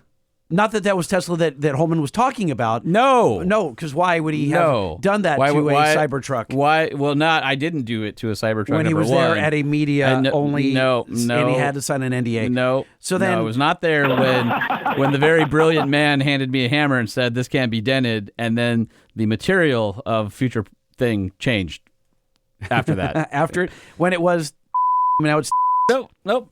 I'm sorry. Nope, you'll bleep that out. That didn't happen. You'll bleep that out. Really? Do I have to bleep that out? Yeah, I think so. See, here's the problem. That's bull. No, here's the problem. I'm giving the hints and teasing, and then you say the thing you're not supposed to say, and then that ruins the thing, and then makes it so this thing can't happen. Okay, anymore. Brad, have you reached out to Schmeshla? Because you can say I Tesla. can say that now? Because you're talking about. I wasn't. What I did was different. Because we've already heard that they're rusting. We know they're not actually rusting through or anything like that. It's just like the surface, very light surface rust, maybe caused by the train tracks, and the dust that's landing on it, the rail dust, things like that. But anyway, guys are Tesla is offering wraps right out of the factory. And have you seen how many people are wrapping those things? Oh, all of them. I saw a flat black one in Beverly Hills last night. Green. I've seen Army Green. Yep. I've seen. There's that one that our buddy Justin just had pictures of. It's like a weird maroony magenta red. I've seen like camo prints. Like they're doing them all. But this feels like a perfect product for that truck. Yeah, so Tesla, actually, they've been having horrible issues not only with what you're talking about, but their paint on their cars. So that's why those cars are always also getting wrapped, because they use such an EPA-friendly paint, one of the world's most friendly, eco-safe paints that there is, which means it's crap, unfortunately. And so their vehicles are chipping so bad. You're not the first person to ask me if we've reached out to them. We have not yet. But actually, I was at an artificial intelligence conference just a few weeks ago. And one of the guys that was there is connected with them, and he's like, well, you should really talk with them because they're having horrible issues with their paint chipping. So I haven't reached out to them, but believe it or not, I might in the future. So we actually are releasing soon the world's strongest automotive paint, because we've now taken this bedliner technology and put it in paint, because we've realized paint needs to be stronger. But that's a whole other story. So, guys, sorry, keep going. Well, okay, so you were talking about it being clear, right? But you can tint it. So is the paint underneath showing through the product? And how do you get the gloss? How do you care for it? How is it glossy? So, no, the paint underneath does not show. It starts clear, but an activator I have to use makes it opaque. Like Elmer's glue or something like that. Color. Yes, very much so. So you have to tint it the right color. And the one thing that didn't exist was tint pigments strong enough to be able to do this. And I really needed some special tint pigments, because I knew that I could attach certain chemicals to tints that I could insert into the product. And if it wasn't attached to the tint, I couldn't attach it to the product. So we actually did make our own tint wall with a manufacturer here out of Alberta called Endura Manufacturing. They're one of the world's strongest aeronautic, marine, and industrial paints. And we knew that we just needed something way stronger, but I needed to be able to make it UV resistant and glossy. So we developed our own tint wall. So we actually have our own recipes to tint all this kind of stuff. And that's the paint is also about to be released, our paint Bodyliner Ultra. But the tint wall we developed now took some of the abilities from ceramic coating, and we inserted it into our tint bases, and paint and ceramic coating hate each other, because it's basically a type of silicone, ceramic nano, and then paint. And paint and silicone really hate each other. Silicone is almost anti-paint, if you could call it that. And we figured out how to have those things infuse with each other while drawing to the surface by inserting it into our product while maintaining flexibility, because we removed short chain molecule tech and inserted long chain molecule. To make that make sense, because this is getting deep, if you have a wave graph with one wave in it, that's regular paint. And if you stretch it 20%, the wave goes flat. So as soon as it stretches anymore, it breaks. If we add a couple of drops of flex agent, because that's what traditional auto body shops do for plastic bumpers, so that way when they're moving, they don't crack, you added 2 more chemical bonds on the end. So we added an extra wave because it went down and up one more time. And so we can stretch it 40% before it splits and cracks. My product, because of the different chemicals I've inserted in it, is a 32 chain chemical bond. So it goes up and down 32 times. So it can stretch and pull 400% while maintaining that flexibility. And the color is built into the molecule that bonds across all 32 chains. And so now we keep our color. So regularly plastic feed stretch it, it goes white, and it was black before, and now it never goes back. But the chemical that is responsible for the color goes across all the bonds, so it stays black. How did you get... I know it's getting deep, boys. No, we like it. We love it. We love it. So my question is, when you were working with tints, how many tints wouldn't work with the existing chemicals? Because you had the stretch factor, you had the durability, you had everything, but you were having difficulty with the pigment. What was happening with the pigments when they weren't working? Like, what were you rejecting? Either it was too opaque and just wasn't strong enough because the company used so much filler in it that instead of being like resin heavy, it was filler heavy, just so that way they could kind of float the paint in other things that all evaporate out. And so I needed something that was resin heavy. But the one thing that didn't exist across all of the tints across the world was anything that is UV resistant and would keep its gloss levels. Even the current company that we work with, they're single stage pigment. There is no single stage pigment in the world that stays UV resistant and is washable over a long period of time. So that was why we had to go to the drawing board and find a manufacturer. And there's only one manufacturer of polyurethane stuff in Alberta. So it wasn't a wide scope that I had to jump in bed with, but it just so happens that like they're awesome people with great quality products, and they were really willing to work with me. So it was so awesome. They're big enough that they have all the equipment, but small enough that I get to talk to the president. And so actually when I walked in there, the chief operating officer looked up my music, loved my band. He's a huge metalhead, even though dude's in his late 60s. His name's Curtis. He's an awesome dude. And he's like, oh, man, I've been following your stuff. First thing he says to me when I walk in the door, this is a business meeting. And he goes, how was touring with Rob Zombie? I was like, oh, the door opened, boys. It was very nice. The guys were awesome. And then we were able to manufacture what we needed. What makes the pigment UV resistant? 2 factors. One, physical. So every single stage pigment in the world that exists has a certain pigment load and a particulate size. So it actually goes into a giant ceramic ball mixer. You pour powder in it, and there's resin in there that the powder mixes with, and you keep it in the ceramic ball mixer for as long as you want the pigment particulate size to be. The longer it gets mixed and mashed between a whole bunch of ceramic balls, the smaller the particulate. So if you just leave it in there 10 times longer than every other paint in the world, there is 10 times the particles for the paint, the sun to beat up. And so it just costs money, right? It's something no one else is willing to do, is put your stuff in a ceramic ball mixer for, a week instead of a day. So that alone does 80% of it. And then the other percent of it is a bit of a secret that I just can't really talk too much about. I bet if we applied him with some Apple Crown Royal, he'd open up. A lot of it. Yeah, well, we're pretty far away, boys. We're pretty far away. All right, question for you. How does it compare to a typical getting your vehicle completely coated in PPF? So that's sort of the protection that everybody's going after, and the technology on the PPF side. We've talked to Expel, and we both have it on our vehicles and have been really impressed with it. But it's not a inexpensive process. You're talking about essentially repainting the entire vehicle all over again, maybe with less prep, but still doing that. If somebody's looking at your product versus like a PPF, obviously there's going to be some pluses and minuses. I'm sure yours will outlast the film, which typically has 8 to 10 year warranties on it. What are some of the other advantages, and what's the difference in cost? Yeah, so it's going to be more in cost because it's more like painting your vehicle for sure. So usually guys are only doing their high impact zones. Compared to PPF, a lot stronger. We remove a lot of PPF and put this on. Some PPF artists are also fantastic, and now they can wrap around the edges. But if you get PPF from dealerships and their pre-cut stuff, all your edges are still exposed. So there's a very first advantage. It completely wraps around all edges and completely protects the vehicle. When it comes to strength difference, there isn't a really comparison. Like you're going to be a minimum 10 times stronger than a PPF, but probably quite a bit more.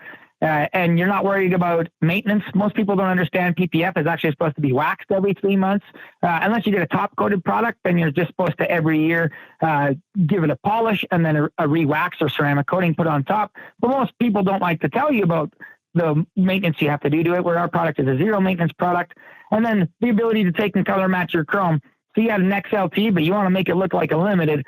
I have the only product in the world that's going to do that and stick to your chrome and not chip really bad. So the advantages are very different, but the cost is also quite a bit more. Like if you're going to PPF your whole vehicle, maybe, on a full truck, you're probably looking at the $7,000 mark Canadian. So, $5,000 and $1 Canadian. And our dollar difference right now is just ridiculous. It's stupid, yeah. Are doing a lot better than we are here. But you're going to be sitting, probably double the cost to go with a complete version of our product compared to a PPF. So it is cheaper. That's for sure. But I have quite a bit of clients that go get PPF because a brand new truck is sitting $100,000 plus these days. And then they don't do it again on their brand new trucks ever again. If they get a new truck every couple of years, like oil field clientele, farmers, once they have our product once, they never go back. They always just buy the truck. We get lots of vehicles come straight from the dealership into our shops. And then you just coat them, and the resale value is higher because now you don't have to try to take PPF off and do paint touch-ups, because I'm sure you've seen PPF. You still get chips that go through. And on our body liner, if you're going to actually have something that exposed metal, it's dented too. Yeah, it went through and took out the car behind it. So it really is that durable that I've got to, the big rig in front of me kicks up a stone the size of a quarter and hits it. It bounces off. Like it's not going through the body liner. It's that resilient. So that would depend a little bit. It could leave an impact mark and scar the surface. So now you can take and you make a touch up. And some guys, if they're daily gravel drivers, we recommend a mixture of both, because my textured is still twice as strong as my smooth. Textured can basically drag across a tree while you're 4x4ing. Your mirror breaks off, and you wash it off, and maybe polish a little spot. But lots of times you don't have to polish a little spot. The vehicle can get dented, and you're not damaging textured. Smooth, because it's so smooth, and you have completely flat surface area, you could leave a scar on the surface, or you could, if the rock is sharp and pointy and spinning, you maybe tear the surface a little bit, but you're not exposing the substrate and getting rust coming. Now you can just take and do a little touch-up, and you're good to go. So I don't want to make it sound like it's bulletproof, because it's not. That's for sure. You can still damage it, but it's one of the hardest smooth coatings in the world to damage. So how hard is touch-up if you have a custom color on there and you've gotten the smooth? And then the other question I have is, what about swirls and scratches from tree branches or brush for the off-road crowd? Yeah, so if a guy's got like a bush buggy that he's pushing trail the whole time, I tell him to go textured, because it's invincible in the term of scratches. Like my own personal truck is fully textured because that was what we first invented. So my truck got completely coated. My glass is scratched on my windows, and my truck isn't. There's been multiple times where I thought, this is it. It's messed up. Like I finally messed up the truck, and I go to the car wash and I pressure wash almost absolutely everything off, maybe polish one or two little spots and get rid of it. When it comes to smooth, if you're pushing bush like that, you're going to eventually leave trail marks on it. But we just invented a new version that we've actually been testing for over 3.5 years now, but it's called Show Liner. So we released a clear coat made out of this technology that can actually be used as a clear coat. But if you put it on top of our liner, wet on wet, again, it has that same emulsification property. It pulls on the 400% flexibility, so you have a clear coat that can take impacts without ever cracking. And now if you leave marks on that, you can polish that back up. Now it's going to polish hard. You're going to have to go to the old school polishing ways of a rotary, a wool pad, and 3M's number 1, which is basically liquid sand, because it's so strong. But now you have something that could look like a hot rod. Go push bush with it, polish it if you messed anything up, but it's still going to be more than 100 times more resilient than paint ever would be. And you're now going to be able to polish it back up. So we've been developing more and more as the company's been growing. I really should have kept some of this money and paid off debt, but instead I just keep making new products because this is a lot of fun. Listen, really debt is like doing awesome. it. If our listeners want to have their trucks coated, you do have a spot on teambodyliner.com where you can go by state, California, Illinois, Indiana, etc. But there aren't that many yet. There's like one per state down here. Is that going to be growing? Are you looking for applicators? 100%, but I'm picky. I have had over 3,000 people apply, and I've let in less than 100. I really want this to go to people that are going to do a good job. And the auto body industry is riddled with people that like to cut corners, and it's mainly because the insurance industry is taken over, and they give them so little money per job that you have to pound it out so fast. And if you don't pound it out so fast, you're not going to make any money.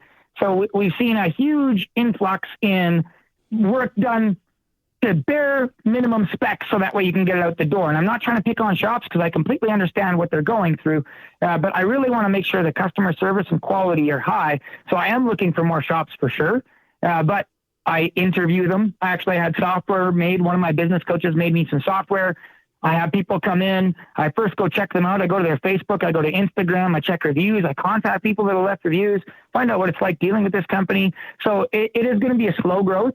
And that's completely on purpose because we have a product that is standalone. There is no coating that looks like this, that has these gloss levels, that is this washable. Like, it's so washable. I've now got it FDA approved, food grade certified, and we're using it in medical facilities because it goes directly on wood, directly on concrete. It goes on plastic. So what I'm hearing, steel, aluminum. I'm hearing that you're going when to you coat the pod shed in it. Oh, no, but that's interesting. I wonder if it has sound deadening properties. No, what I'm hearing is when you go hunting and you're out, cleaning your deer, you can do it right on the hood. There you go. 100%. We're not going to ruin nothing. Wow. Very cool. How many vehicles, to your knowledge, have been painted, or I should say coated in body liner? So we're going to be, I would think a couple thousand at least. I've been spraying it for 9 years at our shop at probably, 150 plus trucks a year. And then now there's 40 other shops spraying it. And so for the past 3 years, there's been, for the first year, I did a trial of 10 shops. Second year, we had 30. Now we have over 45. And so I would think a couple thousand vehicles minimum. But right now, what we just had happen is all of our products, including our paint, are now down in New Zealand. The biggest paint company and biggest collaborative of auto body shops, 100 repair shops, pulled in our product. So actually, I anticipate by the end of next year, New Zealand being one of the biggest purchasers in the world of body liner products. Until some companies that I can't talk about until a couple more months from now in the United States that have pulled on our product are some of the world's first manufacturers we're going to have. In the very near future, I'll be able to mention who those are, and that might tip the scales to the American side. But we have some exciting things coming down the tubes because people have started to realize that this is real. The first year I was at SEMA when I was doing it, and I told guys that was bed liner, everyone looked at me, said bullshit straight to my face, and most people just wouldn't even believe it. And then now the second year we were at SEMA, people are like, "Yeah, you're back." Like, I thought this was all smoke and mirrors. I'm like, no, man. Like, now we're in, 3 countries and we have all these shops spraying it. Like, now it's medically approved and we're making our own paint. We've really, really started a new era took an old era of the coatings industry. Are you sure everything has turned water-based?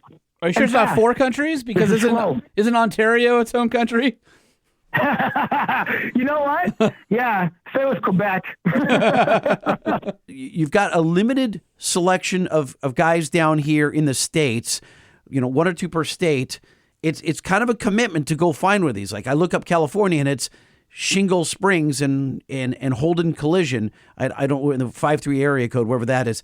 I'm trying to think of like how motivated do I need to be to go find this guy? Like I'm excited for you to get into shops all over the country. I just realized that you're up against a bunch of shoddy workmanship at all these crappy body shops that aren't going to do your product justice. It's a tough predicament you're in. You want to get to the market and share it with everyone, but boy, you're relying on this network of guys that maybe aren't as good as they should be, or people that aren't as invested in the outcome as you. Yeah, and this is where we need your clients. So the people that are listening right now, and they think, man, I know a body shop that's great. Like the number one thing that they could do is go approach that body shop and tell them, hey, check this out. Right now we're doing a national marketing campaign. So I spend thousands of dollars every month advertising in Canada and the United States that we have training centers. I have 2 training centers in Canada, 2 training centers in the United States. It's not expensive for shops to join. If they want to join, it's only $7,500, and I give you enough material to do $16,000 worth of work. But you got to come to one of our training centers and get trained, because it sprays unlike any other paint in the world, because it's not paint and it's not bed liner. So you got to come in for training so that we can show you how to do it. So it is going to grow. So the number one thing I could tell is if your viewers right now, or your listeners, I should say, sorry, are listening and they're going, man, I want this. If they know a reputable body shop around them, tell them to, go talk to them, show them our website, say like, hey, would you guys like to coat chrome with a lifetime no PO warranty? You will have that body shop's attention instantly, because they'll say, yeah, but that doesn't exist. And then you can show them something that does. I've been doing it successfully for 9 years. I have yet to have something peel on me that's chrome that wasn't due to somebody misprepping something, a little edge that just got misprepped. And then as soon as it touched the area that was prepped, boom, it's good to go. A worker just missed a little spot and we missed it in quality control. We had a couple of those things happen, but very few and far between. And so that's the best thing that your listeners could do right now to help this thing move forwards. Because I know it's coming. Linex offered me 7 figures to buy this from me. 3M has offered that and even a little more. And I told them to pound sand, because the fact that 3M gave me 3 separate offers, starting very high, went even higher, and went even higher again. The last one I told him, I was like, you can't figure it out, can you? And the guy goes, what? I was like, you can't figure out what it is. I was like, that's why you're offering me more money. I said, if you're offering me this much money, you got somebody trying. And they're trying pretty hard. They're watching the patent office as well. I own the word body liner in Canada, the United States, in New Zealand. I've trademarked and copyrighted that word. Not only that, you'll never get this recipe. I found a mad scientist to help me after I figured out this could go together. And he said, I knew this could happen. I knew you could figure out a way to make these things go together. But it's so far out of the world of regular chemistry. I'm not worried about these other people figuring it out. So that's why I'm going slow. That's why I'm taking my time. If I thought these guys were going to figure this out, I would push really hard. But I know they're not going to. So we're going to go slower at it. But our paint's going to be out to every auto body shop in the world. So if they get the world's strongest paint, once they start using that paint and go, oh my gosh, this is stronger than any paint I've ever used, they'll start using the liner. So that's why I've been pushing the paint, and we're just getting that out for all retail stuff, and that will really help spread the word. Man, if this is slow, I'd hate to see what fast was if I was your competitor. So, yeah, well, dude, this has been slow, super awesome. I've got such low, you guys can tell, I'm not on crack right now. This is me, right? Like I got this much energy. I wish your passion really came through the airwaves. It's all right, loud and clear. I'm going to ask you one last question that has nothing to do with your business. My 16-year-old daughter is playing guitar, and she just picked up bass about a year ago, and she's killing it on the bass, and she's had a couple concerts through school. Do you, as a musician, have any advice for my young up-and-coming bass player? 100% I do, because my 16-year-old daughter is a bass player, and practice is number one. Practice songs you love to play. Find music that you love to play, and don't be afraid to just suck, right? Like, that's one thing that American Idol and all these things have done. They stop people from sucking. Like, Nirvana would never be a band if it wasn't for sucking. They were a garage band, and they were in a garage for years, then they just sucked until they didn't suck anymore. So don't be afraid to just suck and keep playing music and play stuff you love. So that way you do it lots, because talent, it's there. Yes. for sure. There's no question. But it's a little bit of a myth because some of the most talented people that you've ever met are the most practiced people you've ever met. And that's one of the biggest keys. All right, well, let's all give a round of applause, and let's hear it for Brad Rempel of Bodyliner. Big crowd. Yeah, they love it. Do you think this is bigger than his last show? I think this crowd's bigger than his last show. Tell, I'm bowing right now. I'm bowing. You Sit can't tell, down. but- Sit down back Oh, there. look, the lighters are coming out. The lighters. Oh, jeez. Dude, thank you. Cleveland! Well, Man, Brad, we appreciate it. Congratulations. Thanks for spending a bunch of time with us. And your hard work is paying off. And again, we love entrepreneurs, and you are it personified. So thank you for spending time with us. And everybody go to teambodyliner.com. All the info is there. Oh, it was awesome, boys. Thank you so much for having me on the show. Thank you so much. And big thank you to the guy that reached out to you because, he's just a fan of our stuff. It's a Nice. fan of your stuff, and he connected us together. Well, appreciate it. We will make sure to come by and visit you at SEMA this year, and we'll see you in a few months. I look forward to shaking your hands, boys. All right. Talk soon. Take care, guys. Bye-bye. All right, as if this show hasn't already been jam-packed with news, we got some more for you. What's new in trucks? We need to know. What's new in trucks? We need to know. What's new in trucks? We need to know. Lifted, lowered, and everything in between. What's happening in the world of trucks? That was good. That was Good pretty from good. Matt Holman. That was very strong. I like that. pretty good. Yeah, thank you very much. Hey, Lightning, did you hear? What are you, deaf and stupid? I said no. No. Wow, I'm neither, and you didn't say either. The new 4Runner came out, and it's rides on Toyota's hold on, we talked about TNGA-F that already. platform. We just covered all of 4Runner. We didn't cover all of it. So we covered part of it, and there's going to be a TRD Pro, and there's going to be a Trail Hunter, and a Platinum, and bunch of trims, and it's going to be super popular, and you're not going to be able to find one at the dealer for 400 years if you were wanting one next week. So don't even look at it. It'll be out like later this year, but you can't get your hands on one, and the dealers are going to be a-holes, and they're going to mark them up, and the coolest new SUV will be impossible to get. So do what I'm going to do and go buy a Prius. No, you're not. I'm not. No, you're not. But I mean, I might. What You want one, You but listen, you're not going to get one. If God. there was a $199 lease on a Yes. if Toyota said 1 weekend only, You guys think he's kidding. He's not. $3,000 down and $199 a month for 2 years on a Prius, Yeah. I would go buy one tomorrow, and that would be my around town car. God, man. It's so freaking awesome. By the way, I just wanted to point out, alluded to this earlier. that it was going to be the world's longest episode? It I is. was very upset with my fellow journalists for breaking the embargo. So what happened was a big outlet got the embargo time wrong, from what I've been told, put AM in their CMS, their content management system, instead of PM, and broke the embargo 12 hours early. They realized their mistake right away, and they tried to pull it back, and it was too late. And the thing that sucks, and I understand that the world's about clicks and all this stuff, the thing that sucks is anybody who had access to those photos, if you guys don't know how it works, a manufacturer like Toyota will send you a NDA or an email saying, do you agree not to break embargo? These are the rules. We'll give you the stuff early so you can write your story. And everybody who gets that says yes. It's been in the past where one outlet breaks it and it's like the gold rush, everybody goes.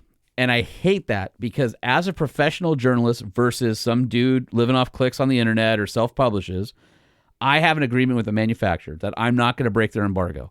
And just because somebody else did it, I still think that I agreed not to do it, and I'm not going to do it. I'd rather have the long-term relationship with the manufacturer than have the brief amount of clicks and attention that I get, have my story come out late, and have it be a better story with context and all that. But instead, a lot of my fellow journalists jumped on, reposted all that stuff. They're like, oh, embargo broke. My old employer was notorious with that kind of stuff. Embargo break, let's go, because everything is so ad-driven with clicks and everything like that.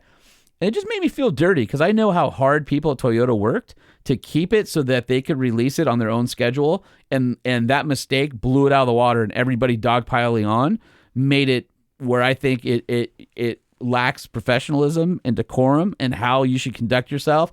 And I hope that the manufacturer takes note of who broke those embargoes and who didn't. But they won't. They probably won't. They will, but You think so? but sometimes they need the outlets. If I'm your boss and you're sitting on the story, I'm forcing you to Well, go that's the early thing on is you're not my boss, and I the know best that. part is I can make that decision. I'm not going to play the embargo game because I'm not big enough to do it on like OVR anyway. So Well, not we're in now. podcast. I would say when you were at Motor Trend. No, You know what I mean? Like, if I was there, that battle happened all the time. yeah, It happened. But all I the would time. be the guy saying, "You're going. We're not sitting on the Yeah, story." no, and that happened many times, and that's just how it is. I'm just saying that I'm master of my own domain. Is I want to have a better standard than what I saw this week with the 4Runner debacle, and I feel bad for all my friends at Toyota who worked their asses off just to have it ruined by a mistake. Hey, Lightning, did you hear? Nope. I don't think I've heard. So speaking of Eclipse, Ford never one to miss a marketing opportunity. They released a new Eclipse? They released car? a blackout package for the Ford Bronco Raptor. No. Yep. No. Yep. No. And of course, it wasn't done for the Eclipse, but they decided to tie it into the Eclipse. The package price is $4,995. For that price, you get a glossy black roof, which is painted instead of having the texture, right? Matching mirror caps, gloss black fender flares, so those Rubbermaid trash cans hanging off the side of that thing have some gloss to them now. Okay. A glossy blacked out roll bar, and then you get steel bumper, skid plates, tow hooks that get matte black on them. So that would add to the Raptor's base price of $91,930, including destination, which means that you would be at $95,925. And apparently Bronco sales are down 25% this year already. Are they really? I think part of it is they got a bad rap for quality early on. Yes, they did. Boy, There's a lot of the production delays. Tops were leaking. People Yep. getting cut on them. People and all- stopped yeah. waiting for them. Everybody who wanted one got one. And honestly, as much as I love the way the Bronco like front end looks, I think they nailed it. The interiors are pretty cheap on them. And just the way the top looks, it's like Legos. Yeah. And with the gloss black of this particular package, I don't think it really makes it look better. Like you can see all the seams and stuff, and it still looks like a mishmash of parts. Well, it looks like it's wearing a hat. It's just, You know what it is? It's got a mullet. well, it's because like the way the roof comes down, it doesn't match this line on the back. There's just a lot going on. Now, I'll say the Bronco Raptor is not like a regular Raptor. It's basically an Ultra 4 car that's DOT legal, and it's unbelievable what you can do in that. It is stunning the amount of capability that thing has for just being hucked. But that being said, I had an opportunity to buy one, and I didn't. I'm going to play something for you right now. This is from our next episode. Ooh.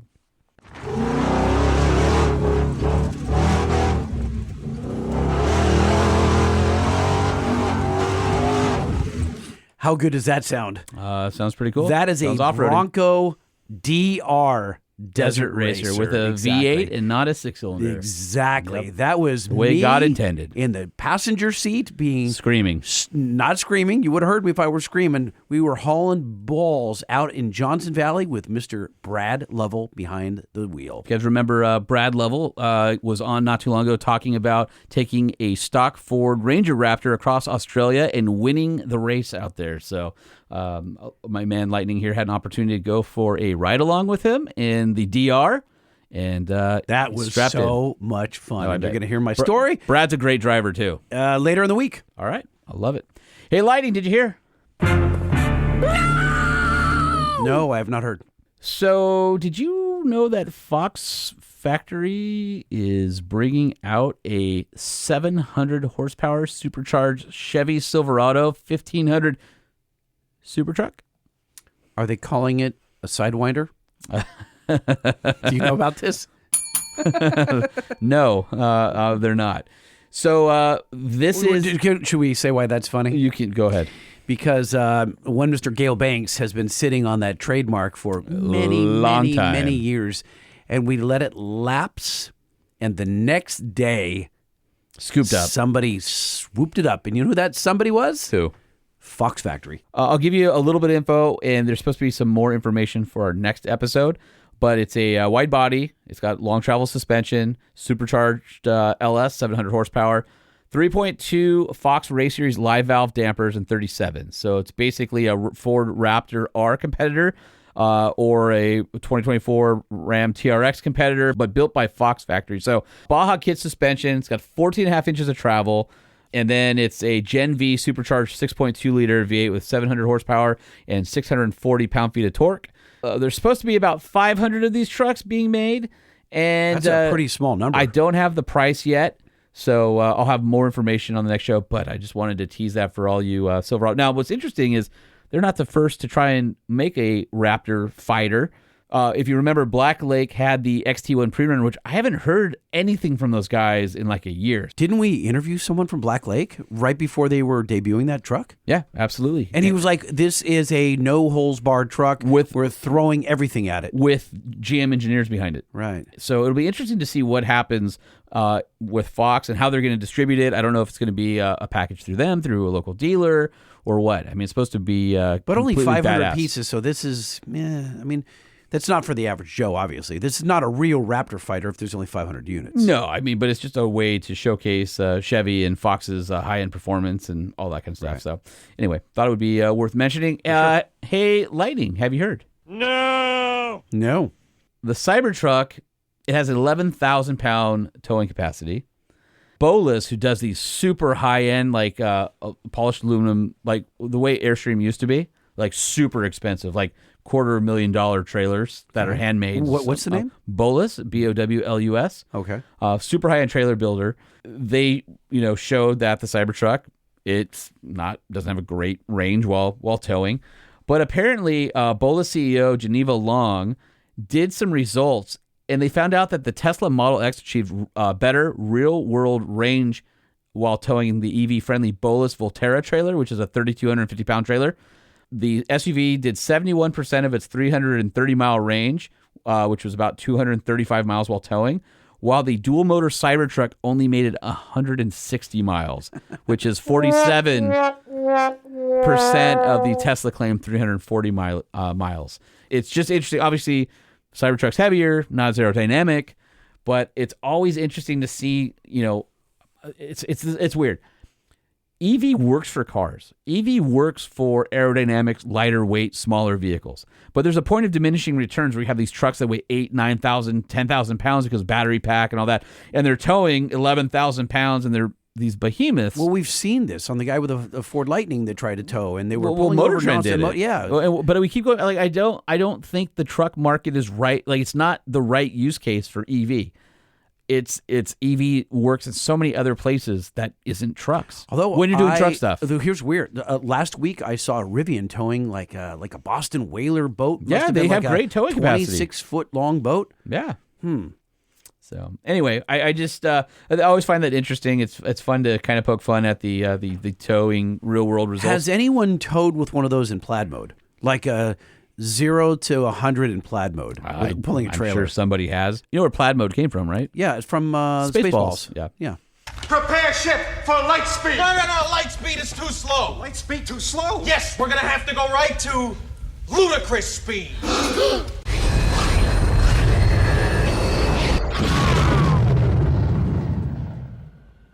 What the hell was that? They've gone to plaid. Hey, Lighting, did you hear? What? No. No, I have not. All right, Lighting, in case you thought the convertible was dead in America, that's not the case. Did you know America's top 3 best-selling convertibles are all Mustangs? Because they're the only thing I see rented at like Los Angeles International Airport for all the out-of-towners. Let's get a Mustang convertible. There's always luggage in the backseat, like every single freaking time. Number 3. It would be the Jeep Gladiator, which sold 12,989 units in Q1. Of course, every Jeep Gladiator is a convertible, and they sold nearly as many Gladiators as Ford sold Mustangs. So even though the sales were about the same, every one of the Gladiators is convertible. So they beat Ford's there, so that's cool. And Number 2. the Ford Bronco at 24,066 units. And just in case you thought that Bronco was about to eat the lunch of a venerable offering in the space, Number 1. Jeep Wrangler with 38,308 sold. All right. Yeah, you don't really think of those as convertibles. Obviously, they are, but like you did, like retractable and summertime and all that stuff. I don't know. Like It's exactly how I think of those. I just think of like, really? I don't know. You say the word convertible to me, it feels like a sports car. No, No, I would say sports car. Isn't the Jeep the ultimate sports car? no, Yes. no, Yes. no, Even Enzo Ferrari said that the Jeep was the ultimate sports car. no. He did not. Well, I mean, there's a rumor that a quote that had been attributed to Enzo Ferrari, where he called Jeep America's only true sports car. But it's murky in its legacy. A lying sack of I'm not. You're not wrong. You just may be less than right. People just don't know that it actually happened. I believe in That it. Enzo Ferrari called a Jeep the ultimate sports car. Right, because it's a convertible. It can do anything. It can go anywhere. It's fun to drive. That ain't true! That's not true! I have more fun So get your facts straight. in a 392 with no top or no doors and the windshield folded down, driving through dirt than you do in that Mercedes pile of crap in your driveway. Does not oh, how dare you? Fun does not make it a sports car. I do love how when you get in your Mercedes, Yeah. it has all the creaks that you would expect it to have of a Mercedes God. of that age. Oh, that's the so door many creaks. panels, the leather, everything just...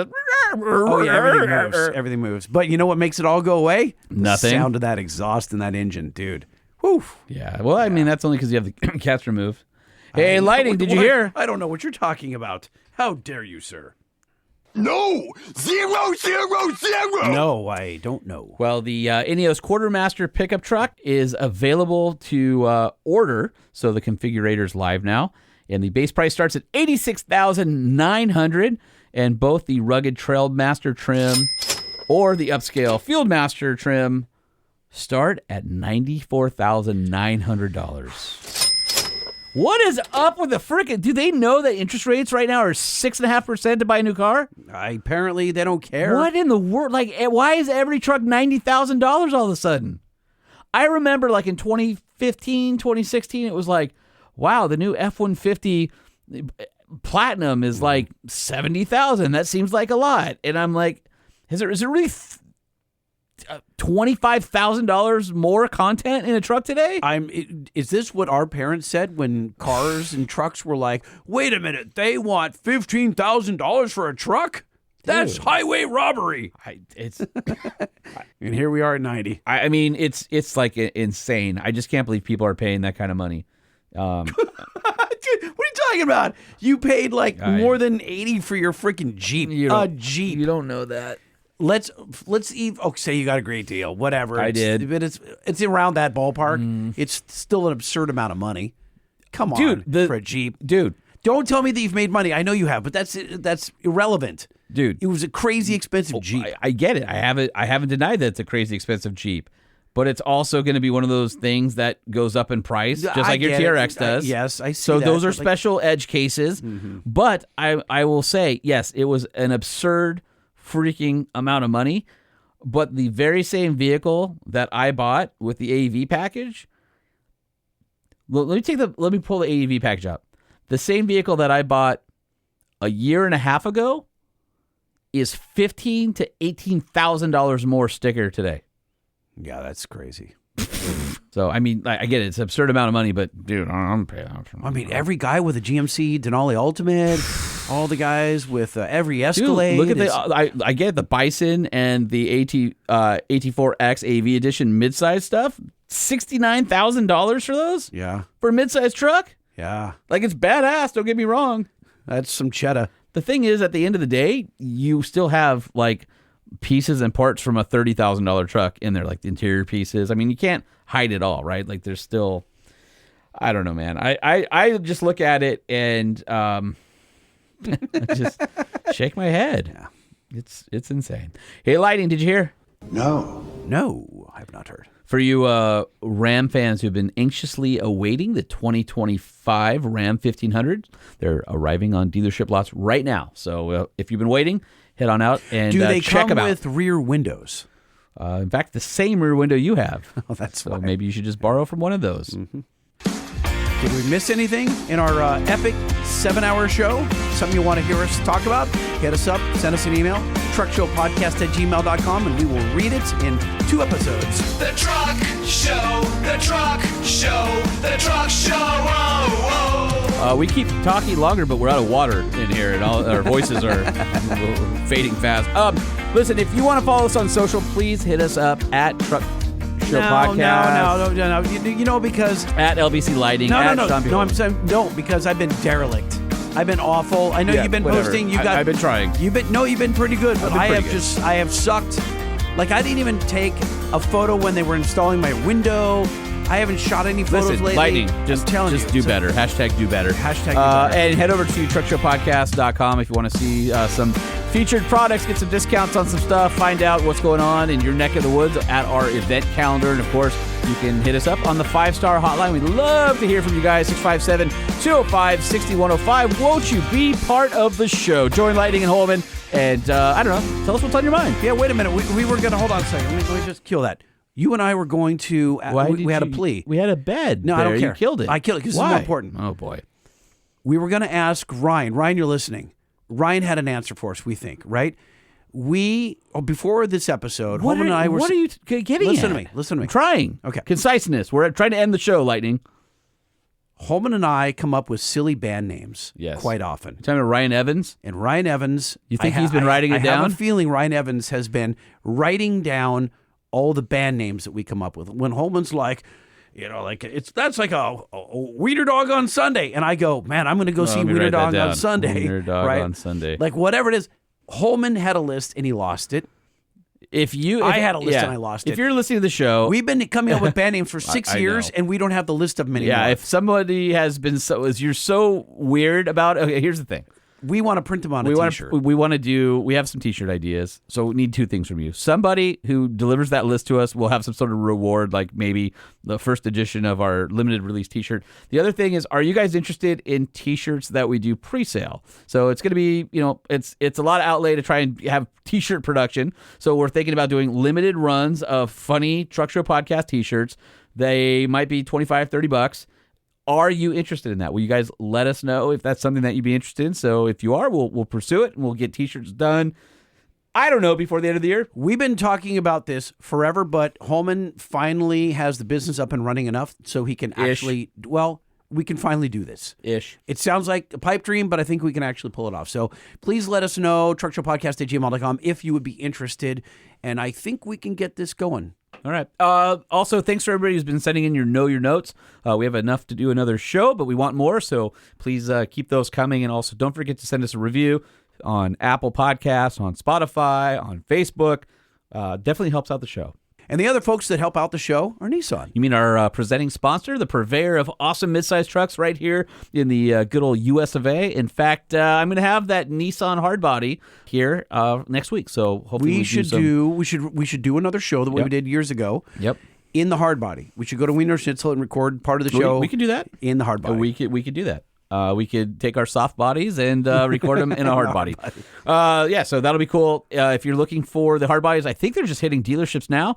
So head over to nissanusa.com. You can build and price, or you can check them out at your local dealership lot. We obviously love Nissan. They've been presenting the show for 6 years now, and they've been an amazing partner. Please, if you're in the market for a truck, consider them to be on your test drive list.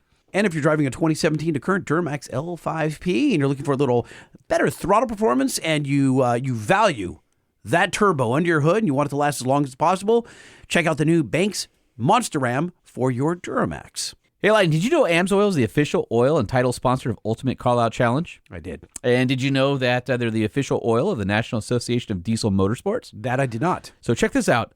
Amsoil has their Dominator series of oils for competition, either 20 W50 competition diesel oil or the 15 W50 100% synthetic racing oil.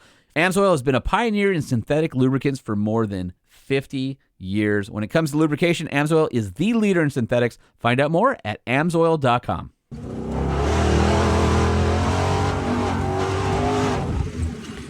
If you like that sound, stay tuned for the next episode. The Truck Show Podcast is a production of Truck Famous LLC. This podcast was created by Sean Holman and Jay Tillis with production elements by DJ Omar Khan. If you like what you've heard, please open your Apple Podcast or Spotify app and give us a 5-star rating. And if you're a fan, there's no better way to show your support than by patronizing our sponsors. Some vehicles may have been harmed during the making of this podcast.